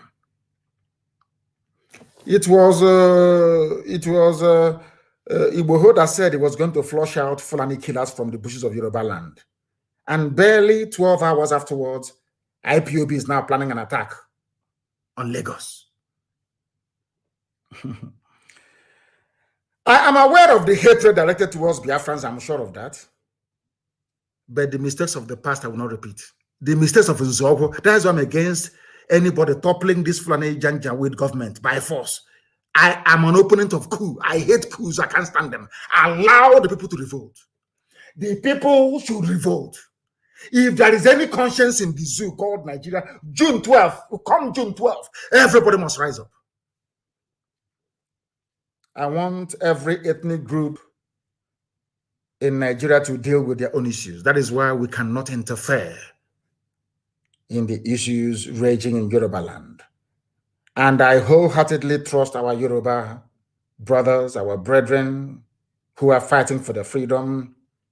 I am begging all of you, please descend on these, your criminals, as we are descending on ours, and do it very, very quickly, because they are making your lives a misery.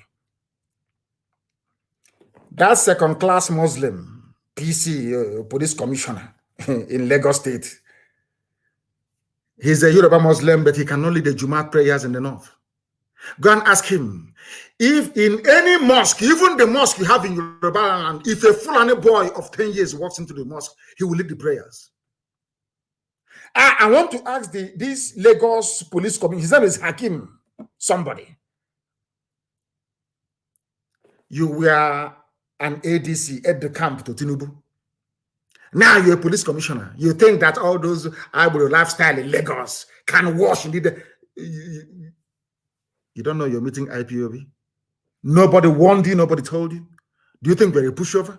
You think that one stupid, ridiculous, misleading headline in the evening can shake us and we start panicking?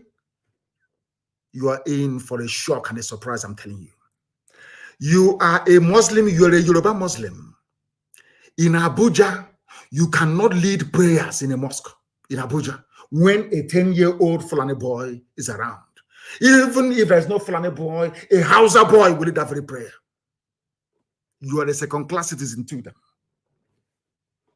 You cannot lead a simple Juma prayer in any mosque that has a 10-year-old Muslim boy in it. But you're busy disgracing yourselves on the streets of Lagos by mouthing your usual garbage and rubbish all the time. But this time around, they failed spectacularly to divide us. They wanted to drive away between Oduduwa and Biafra.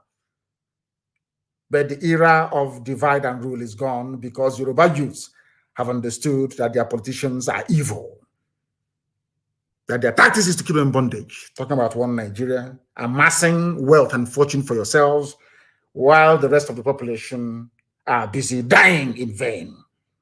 For whoever is against our freedom is against God Almighty in heaven. And I believe that nobody can challenge you. So Biafra is coming. It doesn't matter what you do, it is coming.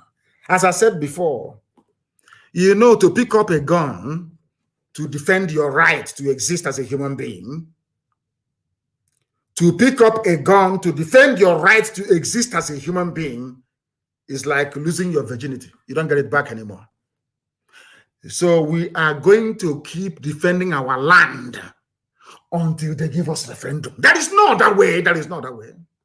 If they kill us, we kill them. I say it live on air so that the whole world can hear me. So you mean I will stay in my house? You will come, you will kill me, you will go. That's rubbish. Every army formation in the East now understand. Once you kill somebody, some of you are going to die. It's as simple as that. That thing you want, we give it to you. Have you been hearing them shooting and killing people? Or Fulani headsmen all over the place? There was a news I saw earlier today, Fulani headsmen somewhere in Anambra, and I said, show me the pictures and the videos. These are people trying to discredit the work, the excellent work that ESN is doing. Show me the video of the Fulani movement. And by this time, I will ask you, go back there and see if you find them. Men are doing a lot of work, and we must support them. Anybody coming to our land thinking you are going to kill people, then you are grossly mistaken. And this very foolish, let me tell you that they are all in it together. I don't want to say anything about Yoruba Muslims because I know that they are more urbane, more sophisticated, more enlightened, and more progressive in their outlook and their thinking. But there's something that I want our people to pay very close attention to this very moment, please. Very, very important. Do you remember that very fire that broke out in Oshodi? I think that was last week on Thursday night, destroying goods worth millions of naira. Lasema went there, Lagos State Emergency Management Agency, full of people who went to school. They attributed the fire incident to explosives and accelerants used by unknown individuals. Fulani in Lagos, housed by Tinubu, went and bombed Oshodi Market. This was last week. They never ever blamed IPOB last week. Go and Google it. Lagos Market fire caused by explosives. Understand this very clearly. Because the Fulanis have penetrated Yoruba land. They are everywhere. They are now willing and ready to unleash mayhem.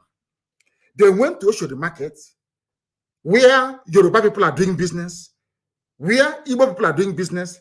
They planted explosives. And the experts whose job it is to identify the cause of any fire, they went there, they investigated, they said the fire was caused by explosives and accelerants. The thing that will make the fire to spread very, very quickly.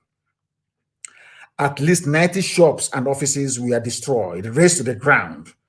The outbreak occurred at Cairo Market in Oshodi, Lagos, on Thursday night of last week, destroying goods worth millions of naira.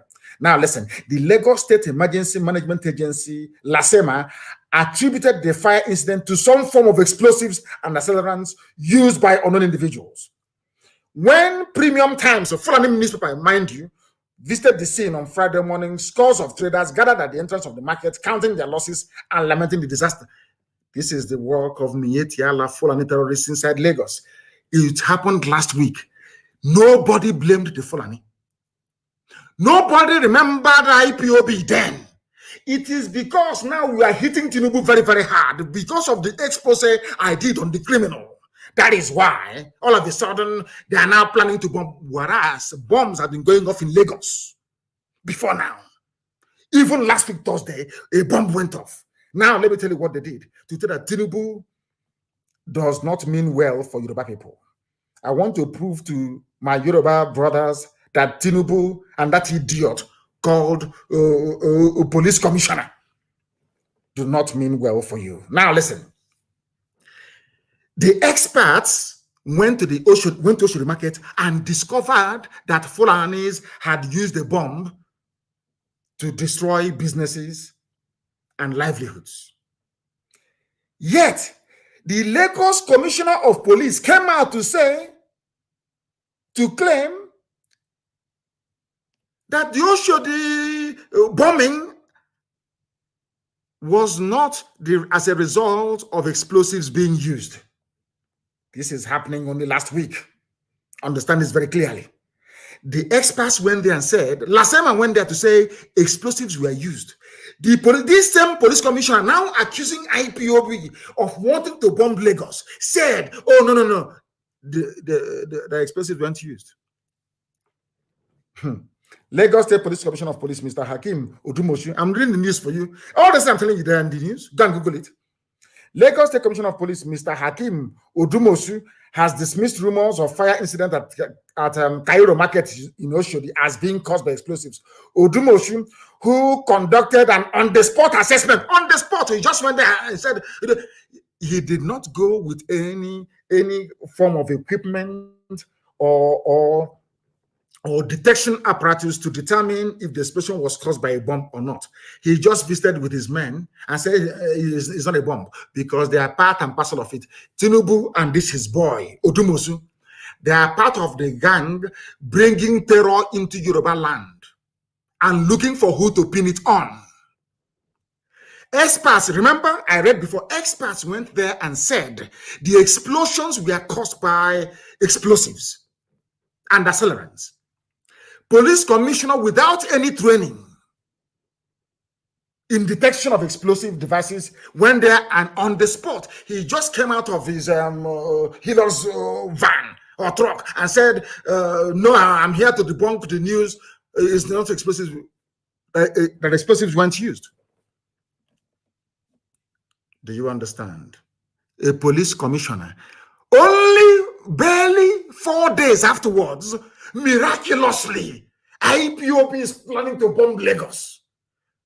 But who bombed Oshodi Market last week? The idiot cannot tell us. Or what caused the fire then? He cannot tell us. Because himself and his master Tinubu wants to drive a wedge between. What Tinubu is counting on is that the votes from the west and the votes from the north, because they will say he's a Muslim, will now propel him to Asorok. Because they have decided that no Christian is ever going to preside over the affairs of the zoo. In fact, it is in the hadith. Some of you don't read Quran, but I read it very, very well. And the commentary, which is hadith, the lives and the lives and words of the prophet. It's called hadith. Go and read it very clearly. Is there? No non-Muslim should preside over a Muslim state. So what they want to do is, after 8 years of Janjaweedism, they give it to a Yoruba Muslim for 8 years. After that, it goes back to the north for another 8 years, to another Muslim. Then it comes to the middle belt for another 8 years. Do you see the game they're trying to play? Do you understand it very clearly? This man is part and parcel of those bringing terror into Yoruba land. Odumosu, who conducted an on-the-spot assessment of the damages at the market on Friday, May the 7th. An explosion happened on Thursday. They went, inspected it.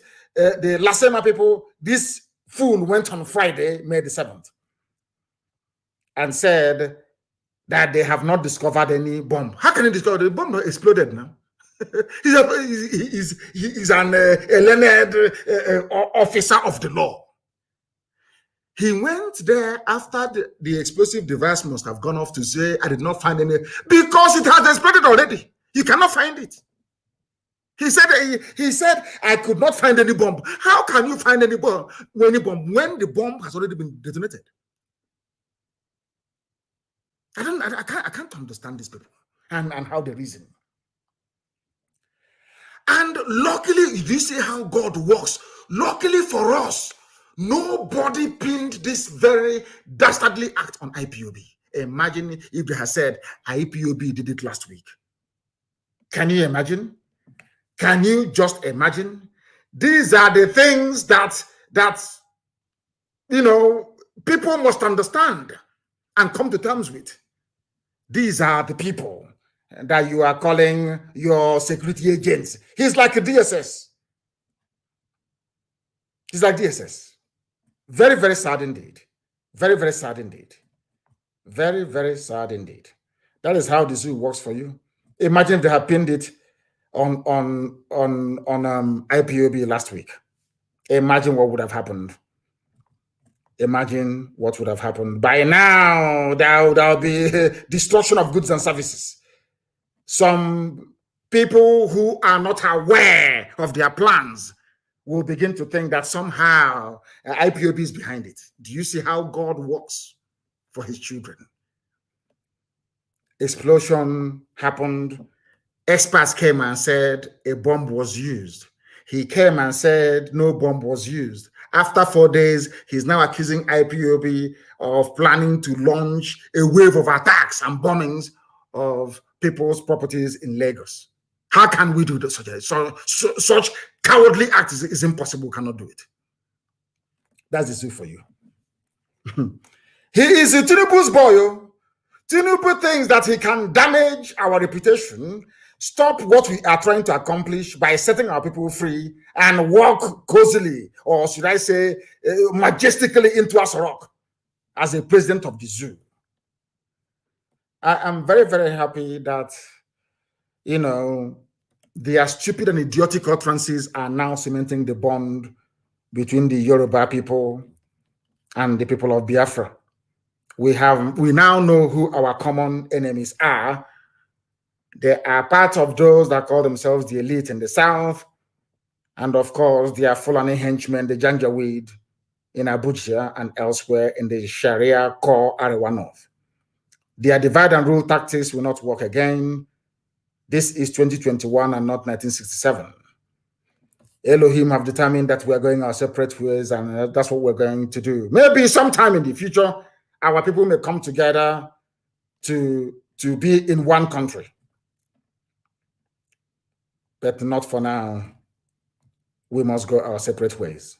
And that's what we want them to understand. We want them to understand this. And I'm sure that it is now beginning to sink in. It is now beginning to sink in. This very man, very, very sad indeed. Very, very sad indeed. What Tinubu is doing is highly regrettable and extremely sad. Highly regrettable and sad. I'm happy today that my Yoruba brethren know who the common enemy is. People in Yoruba land are wiser today. The idea of using ethnic sentiment to bring hatred is gone. I cannot recall any Igbo person or group in history having killed a Yoruba person for whatever reason, but the Fulani Janjaweed, with their brainwashed Hausa peasants, are the ones killing people. But these days, the Hausa people are clean, to be honest with you. I exonerate them. Nobody wants to address the issues on the ground. Who bombed the market last week? They want to apportion blame. They are planning to attack Yoruba assets in Lagos and say it is IPOB members that did it, just to bring their divide and rule tactics into our agitation for freedom, thereby dividing us. But they cannot divide us. I am telling Bola Ahmed Tinubu, you're a thief and a criminal. I will do a program for you. Not yet. Not all those documentary Booty Lion or Booty Lawn. I'm going to your life on air. I will destroy you completely. I'm waiting for you. I will destroy you. All those media houses you're paying, one idiot called The Wheel. I don't know who is The Wheel, all those nonsense. I'm going to catch all of you.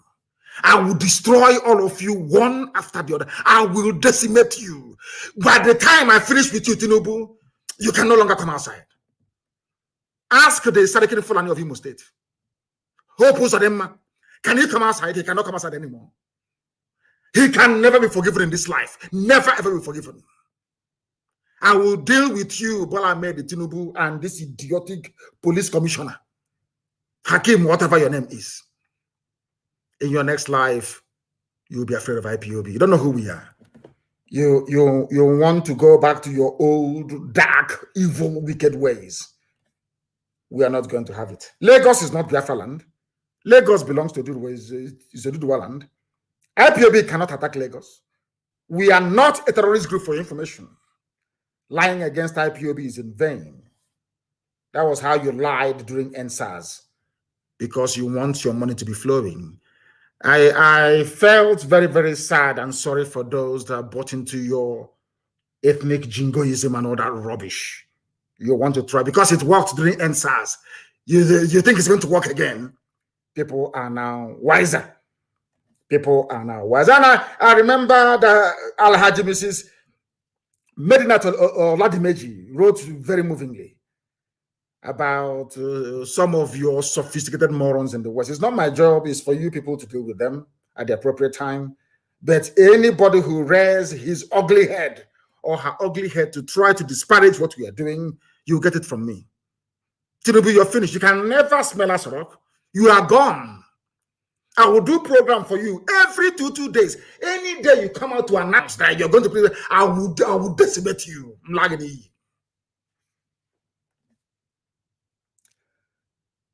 All these people, I'm sure those of you in Lagos, you know a place called Shema Petroleum beside Westminster Market along the same Oshodi Expressway.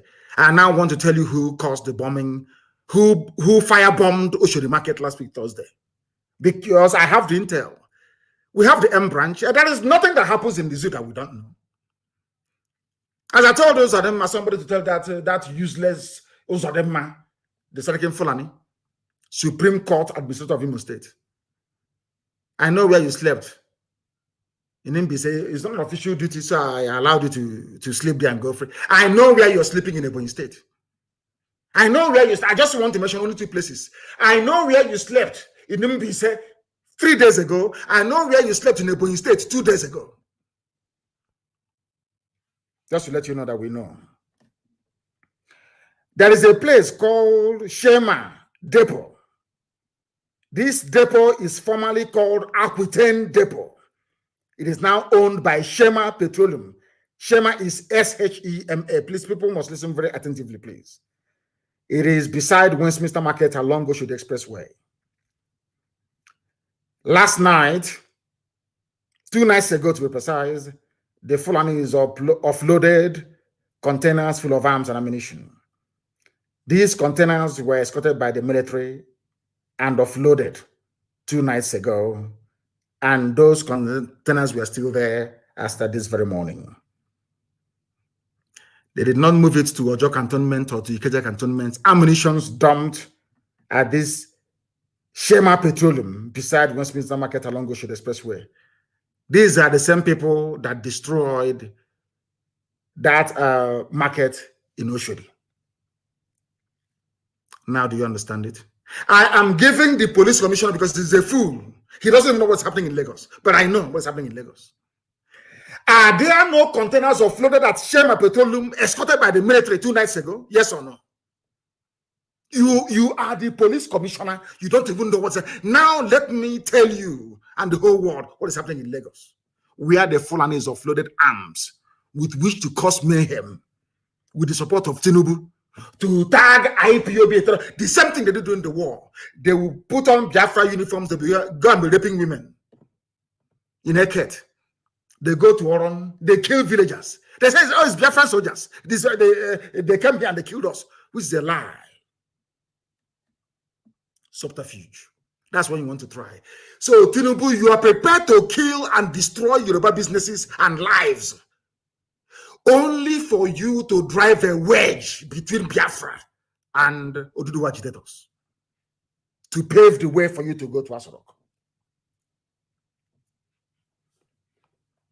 Tinubu is a thief, a complete vagabond and criminal, a liar. The person he's calling his mom is not his mom. or the person he called his mom is not his mom. A man of 79 years old took away 10 years and became 69. These are the people that some of you fools are even discussing or talking about to become your president. Are you not foolish? As I said, I'll do a program for him. Police Commissioner Tinubu and all the other sophisticated morons in the West. If you go to Shema Petroleum, formerly Aquitaine Depot, near Westminster Market along Oshodi Expressway, you find container of arms and ammunition with which the Fulanis intend to overrun Lagos, and you blame it on IPOB because you're foolish. You know nothing. We know everything. Everything about Nigeria is fraud and criminality. Fulani people stole 91 billion naira from the coffers of NNPC. Nobody, these are people that came. We want to fight corruption. Corruption is everywhere. If you don't kill corruption, corruption will kill you. All of a sudden, AGF, Attorney General of the Federation, Malami, a Fulani man, plus to cover up 91 billion stolen by NNPC, but they are busy chasing people with laptop. EFCC. People may be stealing $1,000 or $2,000, but Fulani is stealing in billions. And that's why I like them, the way they steal, and they get some of you. They get some of you to somehow pretend that you don't know what is going on. EFCC is working. 91 billion missing. A Fulani man is covering up for his Fulani brothers. But in the East, in fact, across the entire South, all they are trying to do is to instigate division, so the EFCC can come and arrest people and get away scot-free. Now, do you understand it? Oh, dear me. That is the people for you. That is them for you. The same Fulani stealing your money, telling you they're investigating corruption in Nigeria. The same DSS telling you, oh, we are working to keep our country safe, are the same people giving arms to bandits, so that when they get the ransom, they split it. And you're telling me that people are well, that you people are normal. Bandits reveal how they receive weapons from SSS agents and split the ransom in Nigeria. Tomorrow now, so DSS now do something. They are part and parcel of the criminal enterprise called Nigeria. They are supplying their people with helicopters. 2 nights ago, at Shema Petroleum in Oshodi, they offloaded 2 containers full of ammunition. The Nigerian army are the people supplying terrorists to kill all of you. Then you wake up in the morning and you say, oh, I'm a Nigerian. I believe in one Nigeria. Do you know that General Abdul Salami Abubakar has been linked with Fulani bandits and terror groups? He came out to say, oh, it's frivolity. Don't associate me with that. But we remember all of you saying that an attack against Boko Haram is an attack against the North. And Abdul Salami Abubakar, why should you not be blamed? You're a suspect. Do you know that Nigerian military helicopter were supplying bandits with arms inside Niger State? The same army that they claim are coming to the East to re-strategize on how to bring peace. Come now, you're going to die there. How many people are you going to abduct? How many will you abduct? I'm asking you. You're wasting your time. You're fighting a losing battle. Go and look at the history of nationalist movements all over the world. You don't defeat them. Eventually, they will be free. Eventually, we are going to be free. Why do you think that Abdul Salami Abubakar was fingered in the help or the supplies to Fulani bandits and terrorists in Niger State? Because he is the cause of your problem today with his 1999 constitution. You know, I don't believe in all these movements to destroy the 1999 constitution because the Fulani will never ever listen They will never, ever listen. Never. That is why we must be very, very careful as to how we proceed. Abdul Salam Abubakar, you gave the zoo 1999 constitution that was a military decree number 24 of 1999. Nobody, I think, Nyanwodo sat down and explained this whole constitutional garbage to the whole of you, to some of you that paid attention to him.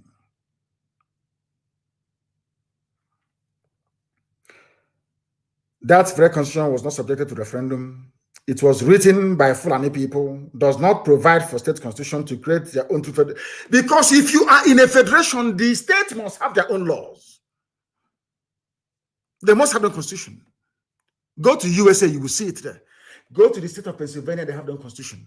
Governing Pennsylvania. After all, you wanted to copy what a white man did in America. And of course, in keeping with our way of life in Africa, everything is upside down.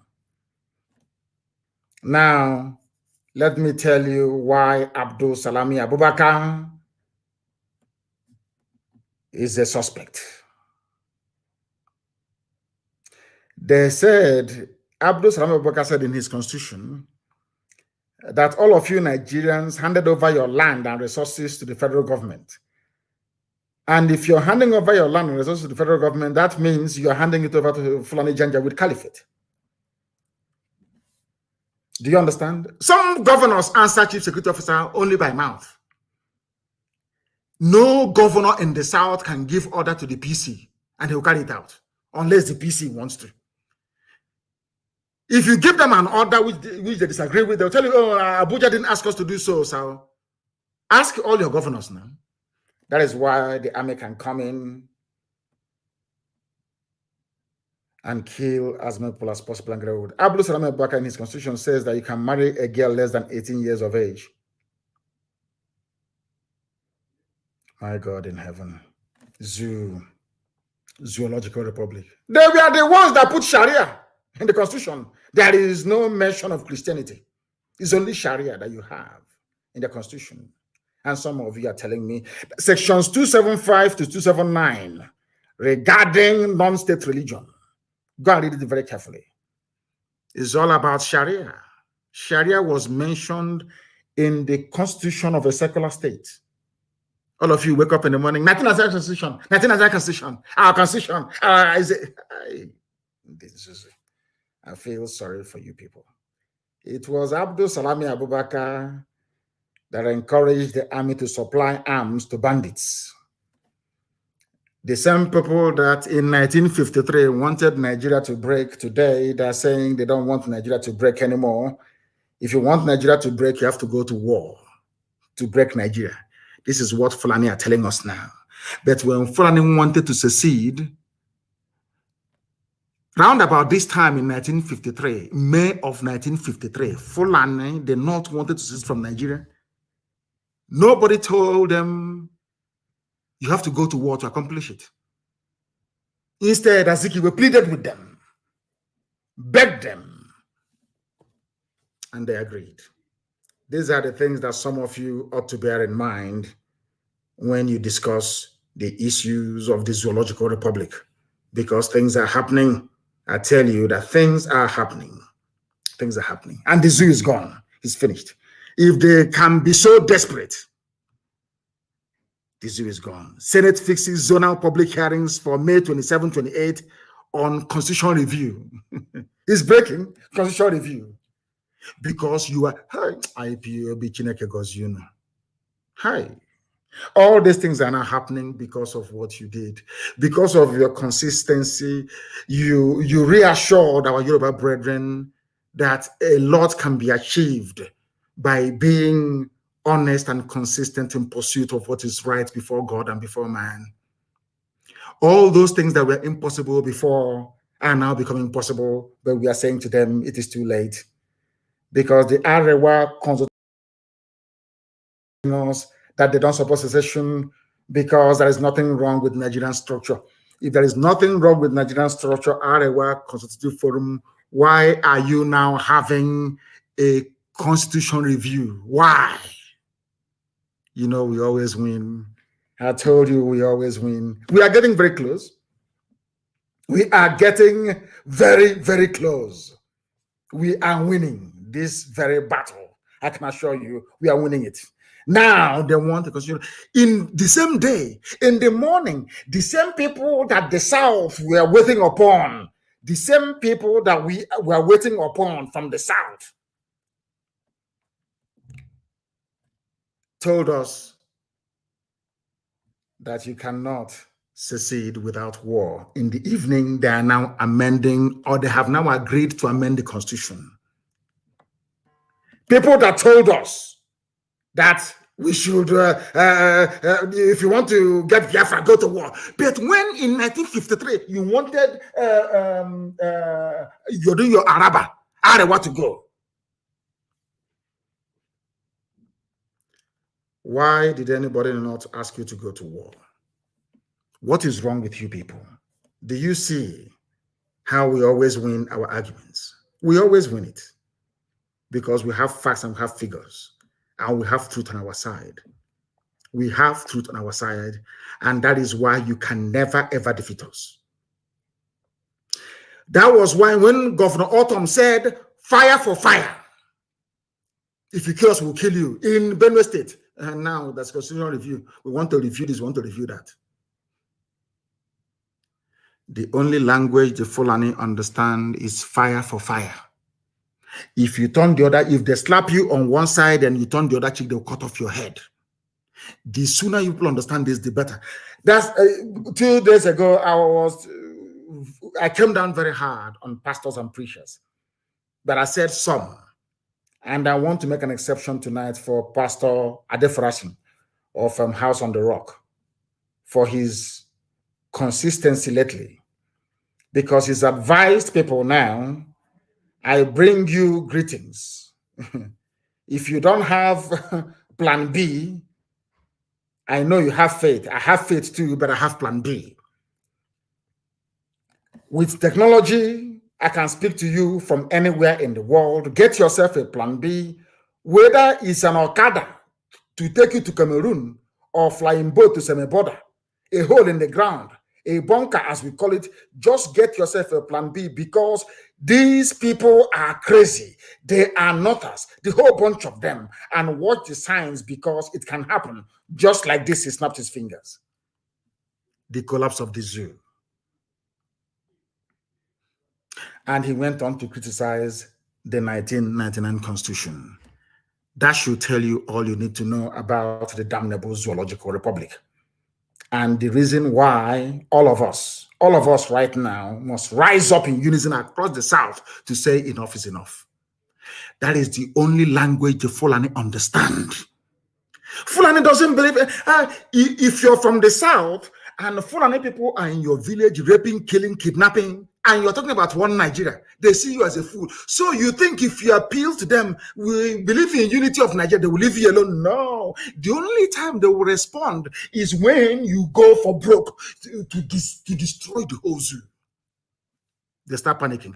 That is why today they have announced a constitutional review, because of this same family of IPOB, because we are not going to give up. They understand it very well. We are not giving up. We are not giving up. Not now, not tomorrow, not ever. And I want to state tonight that IPOB do not carry any arms. I want to make it very clear. ESN do carry arms, but can never ever attack any civilian population. It's impossible, not in our land. Our job is to protect lives and properties. Our problem is with the caliphate, capture the Fulani Republic of Nigeria, and not with indigenous people anywhere in Nigeria. I am an advocate of freedom for everybody. Therefore, I will not be in support of anybody harming anybody in the process. It will not happen. We are only defending our land. And I want to assure non-terrorist Fulani people, even including Fulani Northerners, in Southeast, and in fact in the whole of Biafra, which is South and South, that I personally guarantee your safety.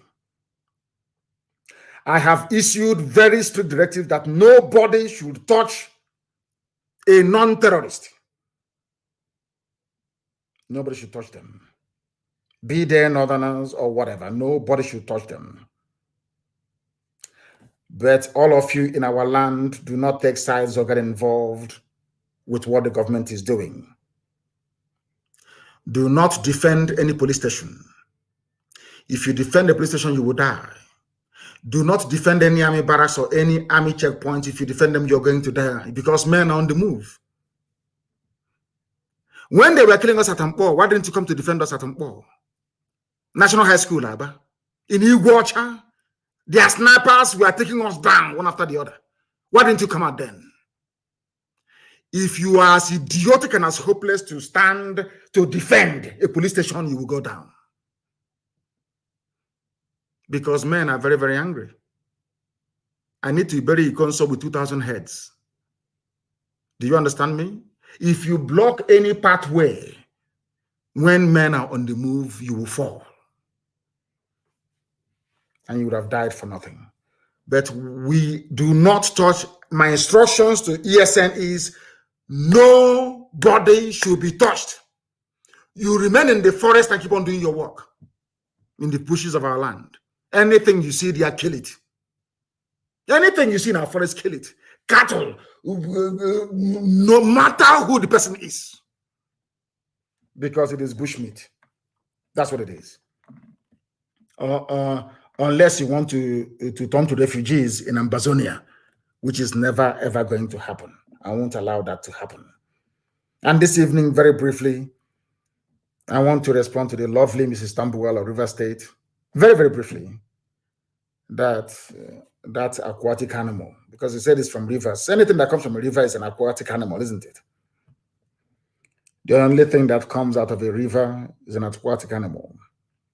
But anyway, I want to congratulate Wike on his newfound love, and I wish him and Tambuwal the very best of marriage or spousal relationship.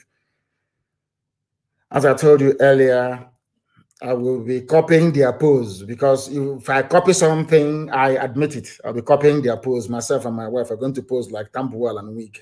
You know, when you're in love, we can even renew our vows. You know, and the pose was very, very nice.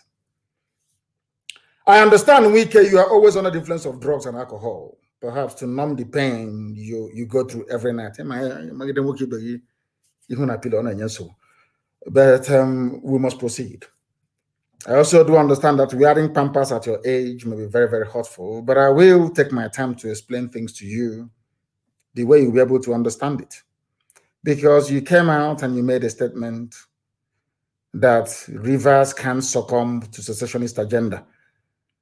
And I want to let you understand that when a referendum is conducted, I'm sure by the morning you'll be going to cast your vote either for Nigeria or for Biafra. Your eyes, I mean, whatever drugs you may have taken the previous night would have cleared. You only have one vote. You do not speak for the people. You only have one single vote. And it's a shame that Fulani people are even in your village, preventing our mothers from going to the farm. You Quislings will never learn from history, but allow me to teach you what you don't know, that somebody actually brought to my attention a few days ago. Obako Ikwere, Obako Ikwere, gathering of Ikwere people. Obako is an Igbo word, mind you. You wrote a letter to the Benin Kingdom seeking to identify with them. But the Benin people told you that they have no evidence that you are related to them. This fact is on record. But just to state that we must be very careful as a people not to allow the quest by, this is just written by Nikwere Manu. We must not allow our quest, or should I say the quest by some people to be politically correct, to cast us into the bottomless pit.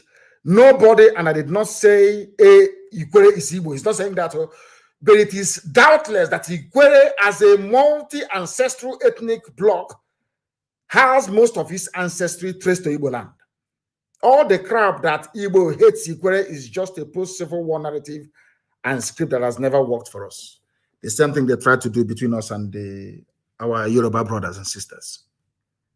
They will always divide you. The only reason why they have oil wells, they control the oil wells in your land, is because they were able to divide you. The only reason why they killed Kenseruwa was because they were able to divide. Once it's divided, once they cut you out, they conquer you. All the oil wells in Ogoni land belongs to them in the north. And they killed Kenseruwa in the process. The same thing will happen to you. The writer went on to explain what is called carbon dating and all the rest of it.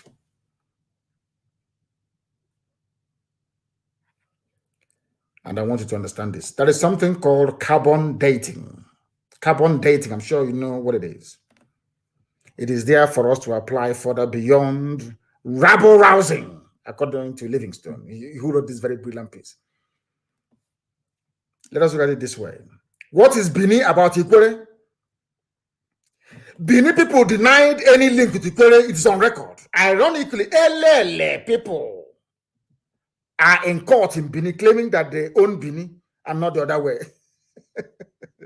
They claim strongly that they were in the land of Bini as owners before the arrival of Bini people, which is correct. Of course, Igodomigodo. The war between Oba and the Idu people that led to migration. Even present day Ihiala came from Igodomigodo land. Are you also aware that a lot of prominent Ikwere people that have traced their ancestry to Ungwa, to Aro in Igbo land? Are you aware that Ohaji in Imo State is an Ikwere clan? Ohaji Ebema, Ohaji in Imo State is Ikwere clan. Part of Ohaji is in River State. Part is in Imo State. The same family. They cut them into two. I want to educate the idiot. Are you aware that Ohaji in Imo State is an Ikwere clan, which Professor Otinti affirmed in his book, History of Ikwere, Volume 1? Do you know about Ikwere in Imo State? In Imo State, Ikwere, when you struggle to assert an erroneous Bini ancestry or kill the Igbo roots, you raise the flawed argument of abandoned property, yet for the records, because you were trained with stolen property. That is why you do not have the guts to stand up and identify who you are. Because if you say you are Igbo, the land will kill you because you stole your brother's property, as is written in the book, in the very holy book of Exodus. Thou is a commandment from God. You should not covet your neighbor's property. You think they don't know? Those of them, I mean, but I'm not Igbo. Because it is in the scriptures. Thou shalt not covet your brother's property, nor take his wife. You cannot do it. It's a commandment from God, a commandment from Elohim. That's what you're running from, because you stole properties during and after the war. The shame is too much for you to bear. So the only thing for you to do is to remove yourself. Now let me continue. Mrs. Tambuwal, if your cocaine can allow you to reason through what I'm saying tonight. Sir Jackson MPI, first and last Ikwere to be conferred with knighthood of the Order of the British Empire, OBE, by Queen Elizabeth II of England in 1960, identified himself as an Igbo man. He was a knight of the realm. Maybe you don't know him, Sir Jackson MP, because the only history you learn is from Hennessy, cocaine, and the face of Tambuwal. Maybe sleeping on your back. Let me not go too far. He is from the ancient kingdom of Ethiopia. Sir MP works tirelessly for Igbo advancement. Are you listening? Ochicha. I'm sure you heard of Dr. Obi Wale, the first Ikwere PhD holder. He was a senator and university lecturer. He was also the only Ikwere in the 1978 Constituent Assembly, where he was selected as one of the 50 wise men that drafted the 1999 Constitution. The great Dr. Wale identified fully with his Igbo heritage and was killed because of it. Maybe that is your fear. He didn't stop there. I'm sure you know about Okobule Wanode, which is Wanade in Imo State. Wanade, as we say where we come from. The first equal registrar of any university. First and only equal poet and paramount title holder of Eze Ohia Meru, where you have present-day comprehensive college in Borokri, was his ancestral home before the British vacated them. In fact, our problem started with the British. They came to Borokri and took all of us away. That's evacuation by force. One or they remained a respected member of Nzuko Igbo and Ohaneze Igbo till the end of his life. Are you listening? Cocaine snorter, are you listening, Mrs. Tambua? You remember Emmanuel Aguma, who was the former mayor of Iguacha, Port Harcourt, as principal of St. John College in Diobu. He was the first Ikwere to head any college. One of the 6 pre-independence Ikwere University graduates, former administrator of Port Harcourt province in the defunct People's Republic of Biafra. He was an Ikwere man and he served in Biafra. Are you listening? Emmanuel Aguma, Ikwere man, served in Biafra government. He was the first Ikwere minister in 1979. Aguma was also a member of Ohaneze Igbo. Are you listening? Cocaine snorter. There is Emmanuel Uriji, a respected local government administrator, traditional ruler, a commissioner in Old River State, and core Igbo nationalist. More Igbo than my own father. He was a nationalist. He's from Ikwere. Oh dear. The immediate past Deputy Secretary General of Ohaneze Igbo, Chief Isaac Womo, is an illustrious Ikwere son from Elele.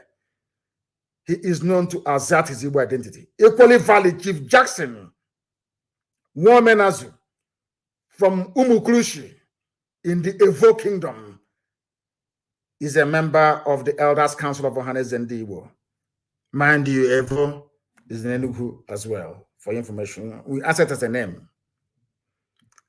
In colonial documents written when Igbos had no capacity to influence anything, Ikweres also defined themselves as having Igbo ancestry. When Ikwere leaders presented their case before the 1957 Sir Henry Willings Commission, Wobo declared that Ikweres were Igbos, and Port Harcourt to Onisha had Igbo links. It's too much. Maybe he will understand this and reason. You are saying you are not Igbo because you stole properties that don't belong to you against the commandment of God Almighty in heaven. And that land is what is pursuing you. But we're not going to give up. I remember what people did to try to divide us and our Yoruba brethren. They never succeeded. And all of you will not succeed to divide the house of God. We are one. We have nothing in common with Fulani people. I can see something in common with Yoruba people. I see something in common with Middle Belt people. I see something in common, even to an extent, with even Hausa people. But I have nothing in common with Fulani people. Absolutely nothing. They are not from our land. They're not indigenous to any space in Nigeria. They are from God knows where. And out of fear, your criminality and cowardice, you're allowing them to lord it over us. Maybe because of Tambua. You know, love can do anything. You know, love is blind. I know that some of you befriended girls or boys in those days that their fathers or their mothers owned the supermarket. Or I think in my time, if you befriend a girl that the mother fries akara, you're in heaven. At least you eat akara, fresh akara every day in school. That's how it is. Maybe his love is blind. That is the way it is. We are all one people from Igodo all the way to Bakassi Peninsula. Into Ambazonia, we are one people. I'm asking you, please, to do your research very well before coming out to mouth rubbish. We have come to the end of our program this very evening. And for those writing rubbish about, should I say, Interpol, if you want to know who is being looked for by Interpol, just go on their website and type the person's name in. That's all. The person will appear there. Tinubu, you are late. You don't know what you're doing. We live in a digital age. You no longer control the news narrative. We do, because we are IPOB. And that is why Elohim said that Biafra shall be their religion. Here on this radio, Biafra is where they will worship. Because I, God Almighty in heaven, is their God. From me, from here, as always, it is good evening.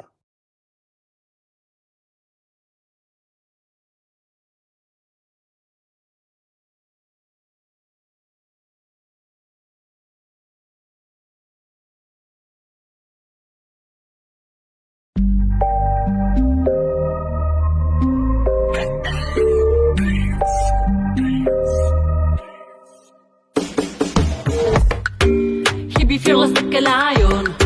He's bringing back the Zion. I say shalom, salute to freedom. My muscles getting stronger, let us beat them.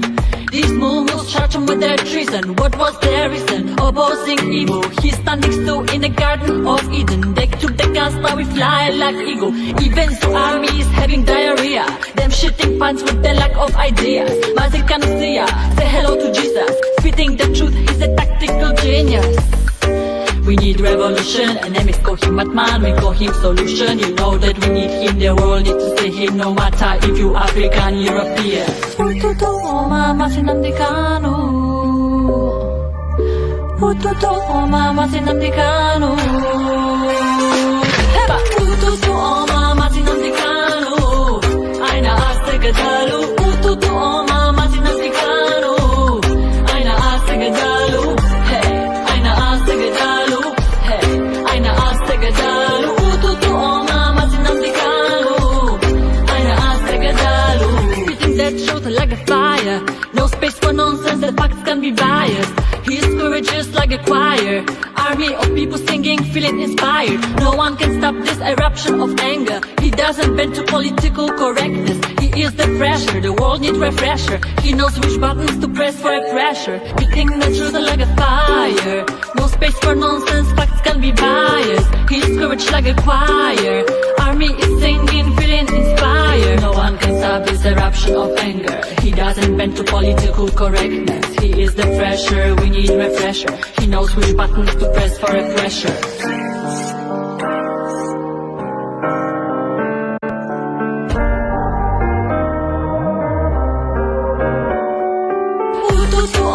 Mazi Nnamdi Kanu. Aina asegadalu. Mazi Nnamdi Kanu. Aina asegadalu.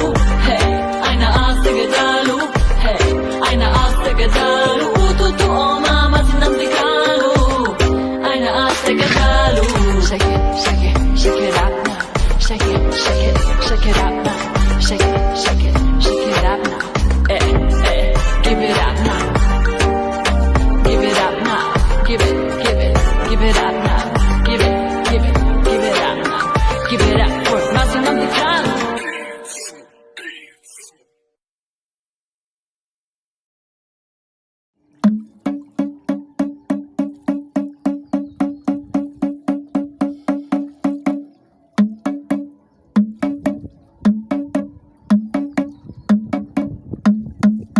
Ibama melundi bodi ne kwelu numise. Ise. Ibama melundi bodi ne kwelu numise. Ise. Ebabu noni bano ni bama meri e kwelu numise. Ise. Umi bondi jalo bodo ibo. Ibama mebelu nu kwenelu numise. Ise. Umi bondi jalo kontiri ni ne dinu wanine. Ibama mebelu nu kwenelu numise. Ise. Ndi Biafra nkamubulo wobia kamugolu na milio. Ndi Biafra mukambulo wobia kango na milio. Abube buenanya, abube buenanya, abube buenanyo. Ndi na ijabubo, ejida bendi na ibue. Ndi na ijabubo, ejida ndi na ibue. Onwe kanyi siri jebubo, oburongu. Werubuli ofenu, weruti kangolu Nnamdi Kanu. No jahadiri ammo. Mazi Nnamdi Kanu. Ebobu ni nona no jadiri gimmo. Ebobu nandi na kwege kwe mecha na kwelu. Fadambake kwelu kwene. Ona ngwako ya dindini.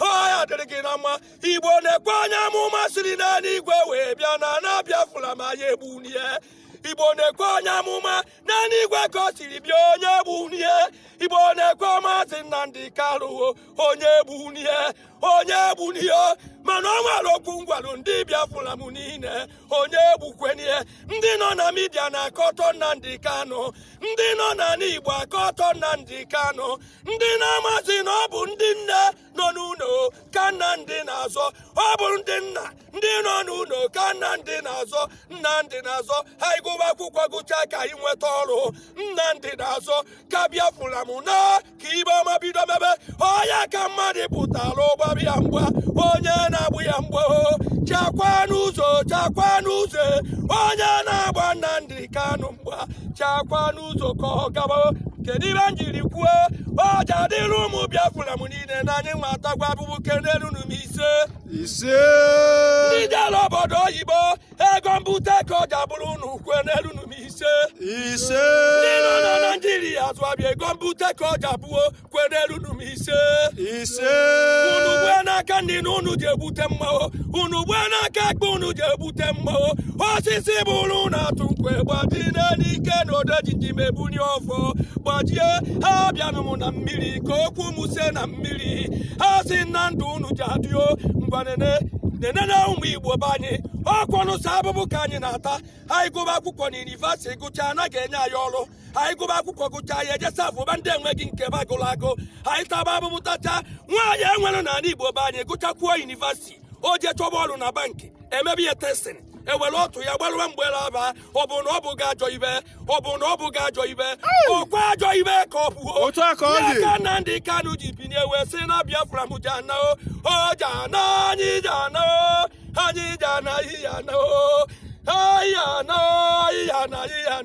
nye aka m bịa ka ngolu ndị Biafra m ọwụọ o ji adịrị na anyị na mma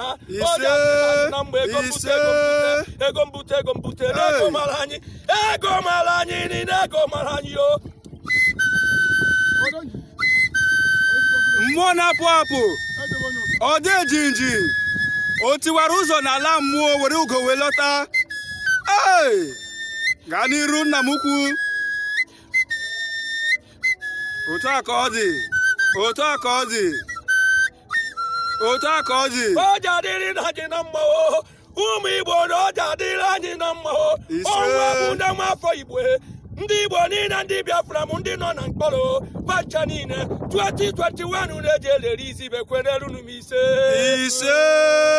ndị akara akaba na be anyị n'ọtọgwo na-eji eleri izi bekwerelu m ise eje ga-egbuzi anyị kwenelu m ise ndị nwere ego na be anyị ndị na-enyere mmadụ aka ha sị m na ego unu ji abawanye kwenelu m ise kwenelu m ise odaji njibe ori ọtọ na mmiri n'oge adịla anyị na mma n'oge adịla anyị na mma osisi bụrụ anya tụ nkwe gbajie n'ike kwelu m ise